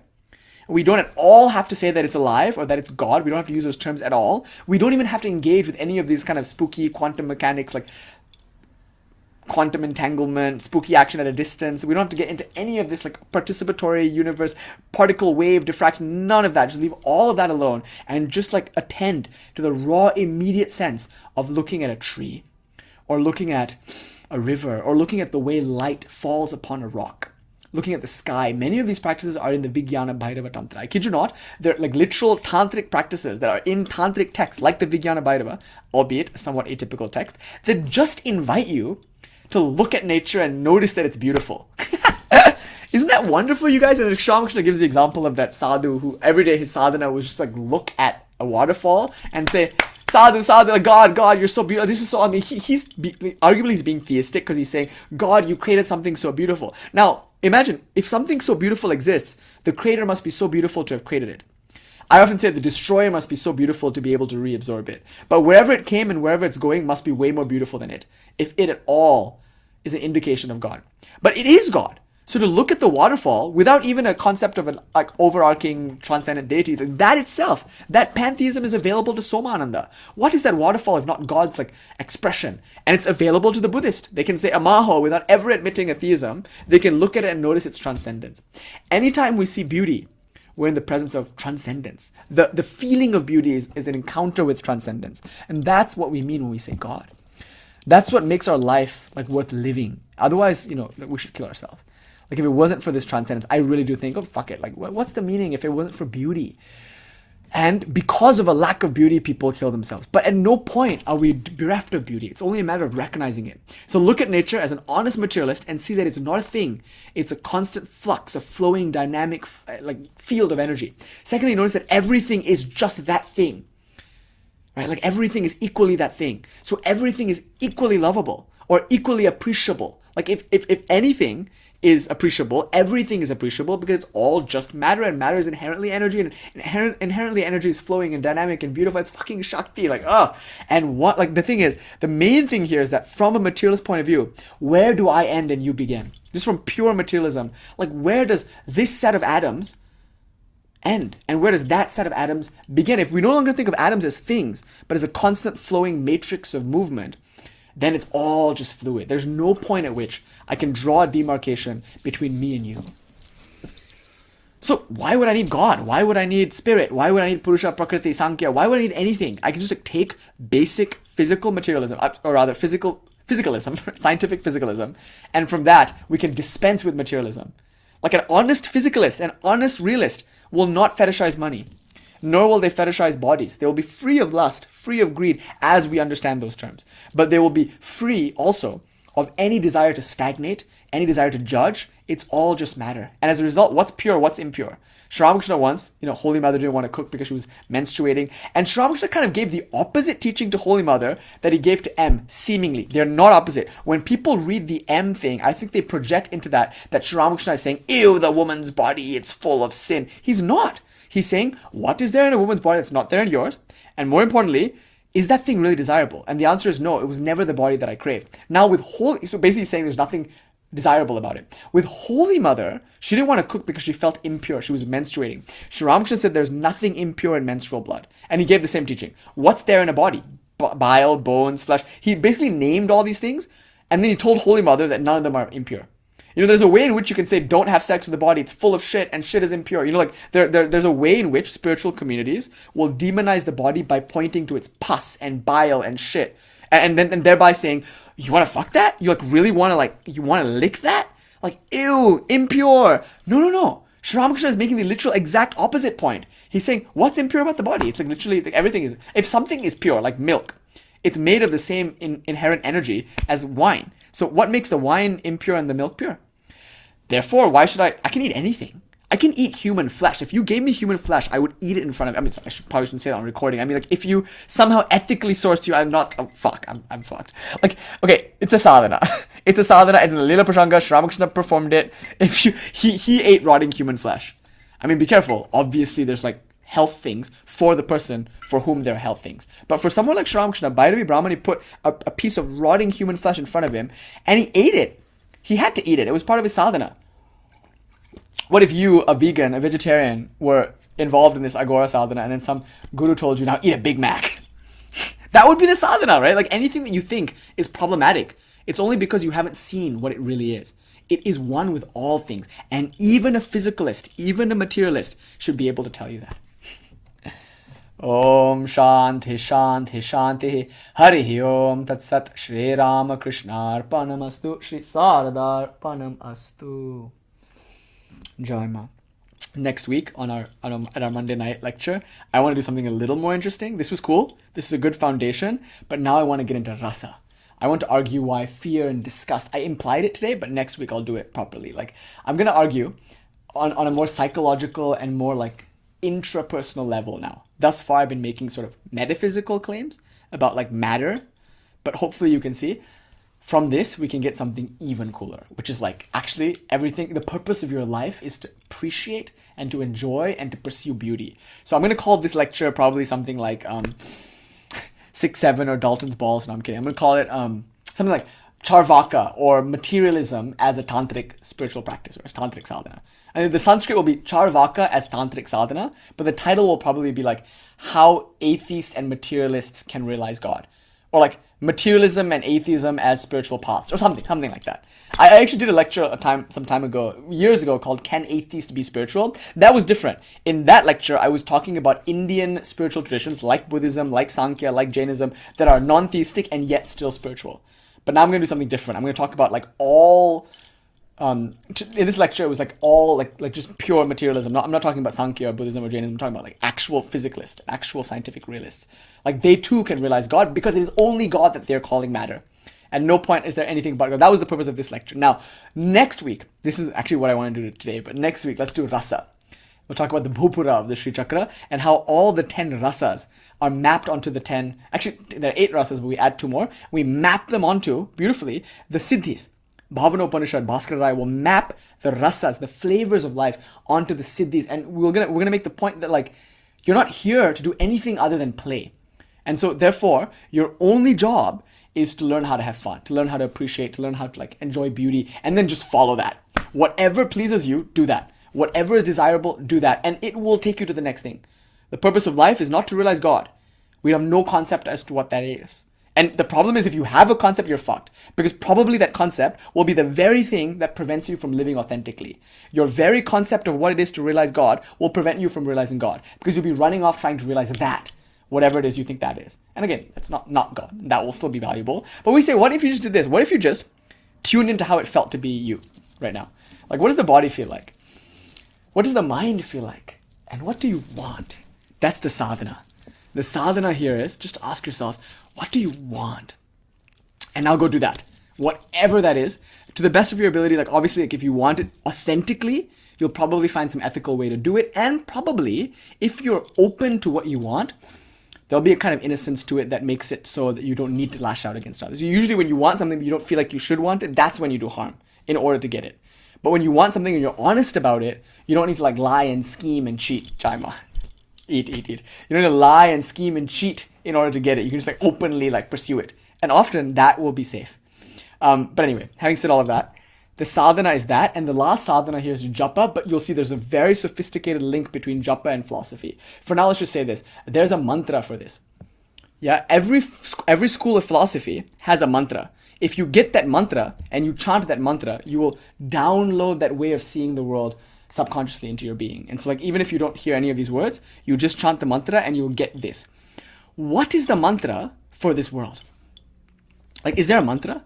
I mean, it's almost like, it's again, like you can, every mantra is a mantra. But I mean, what is the mantra for Cārvāka? What is the mantra for physical materialism? Like, is there a mantra for it? I mean, Sri Ramakrishna might say kamani kanchan, right? He might say something like, it's lust and gold, or it's like, it's, I think it's desire. Like, desire is the mantra. Now, can you do japa with it? Arguably, there's no formal spiritual practice for Cārvāka. We're going to argue that like you are automatically, no matter what, attuned to this view. That's why every Monday from now on, actually it's in a sense a kind of mantra diksha, not in the formal tantric way. I'm not giving you mantra diksha in the formal tantric way. I'm just giving you what is called upadesha diksha. In one sense, it's kind of like mantra diksha in that it's presenting the view that the mantra is supposed to ground you in. Okay, given that, every week for the next few weeks or so, I'm going to present a different philosophical view. This one is called Cārvāka. You don't need a mantra for this, because you were already initiated into this by the moment you came out through the womb. And so arguably the mantra for this is just ma. Like all of this is ma. You know, and what do we call it? We call it matter. And I think matter is just like ma is there. I'm sorry, that was like such an Indian uncle on WhatsApp thing to do. To be like, matter is ma is there. But I think that's the mantra. Like the mantra is when you see the world, recognize that it's real. That's it. Like see the world and be like, oh, this is real. Here it is. I'm seeing a world. It's real. And it's real as ma. It's real as matter. Therefore, it's all ma. And ma's there, flowing energetically. Everything is equally ma. And you don't even say Jai Ma. You don't even celebrate it even. You just have to recognize that it's really there. It really matters, and it matters because you're experiencing it. Next week, we'll see how experience and reality can be brought together, okay? So here's the mantra. You don't need to do... Jaima, gold, desire... Oh, if you want. Formally, it's come. Right? Come, kang, kang, kang, kang, kang. People do japa with this mantra, come. So if you need... Okay, Jaima, Jaima, Jaima. Om Shanti, Shanti, Shanti. Om Tat Sat.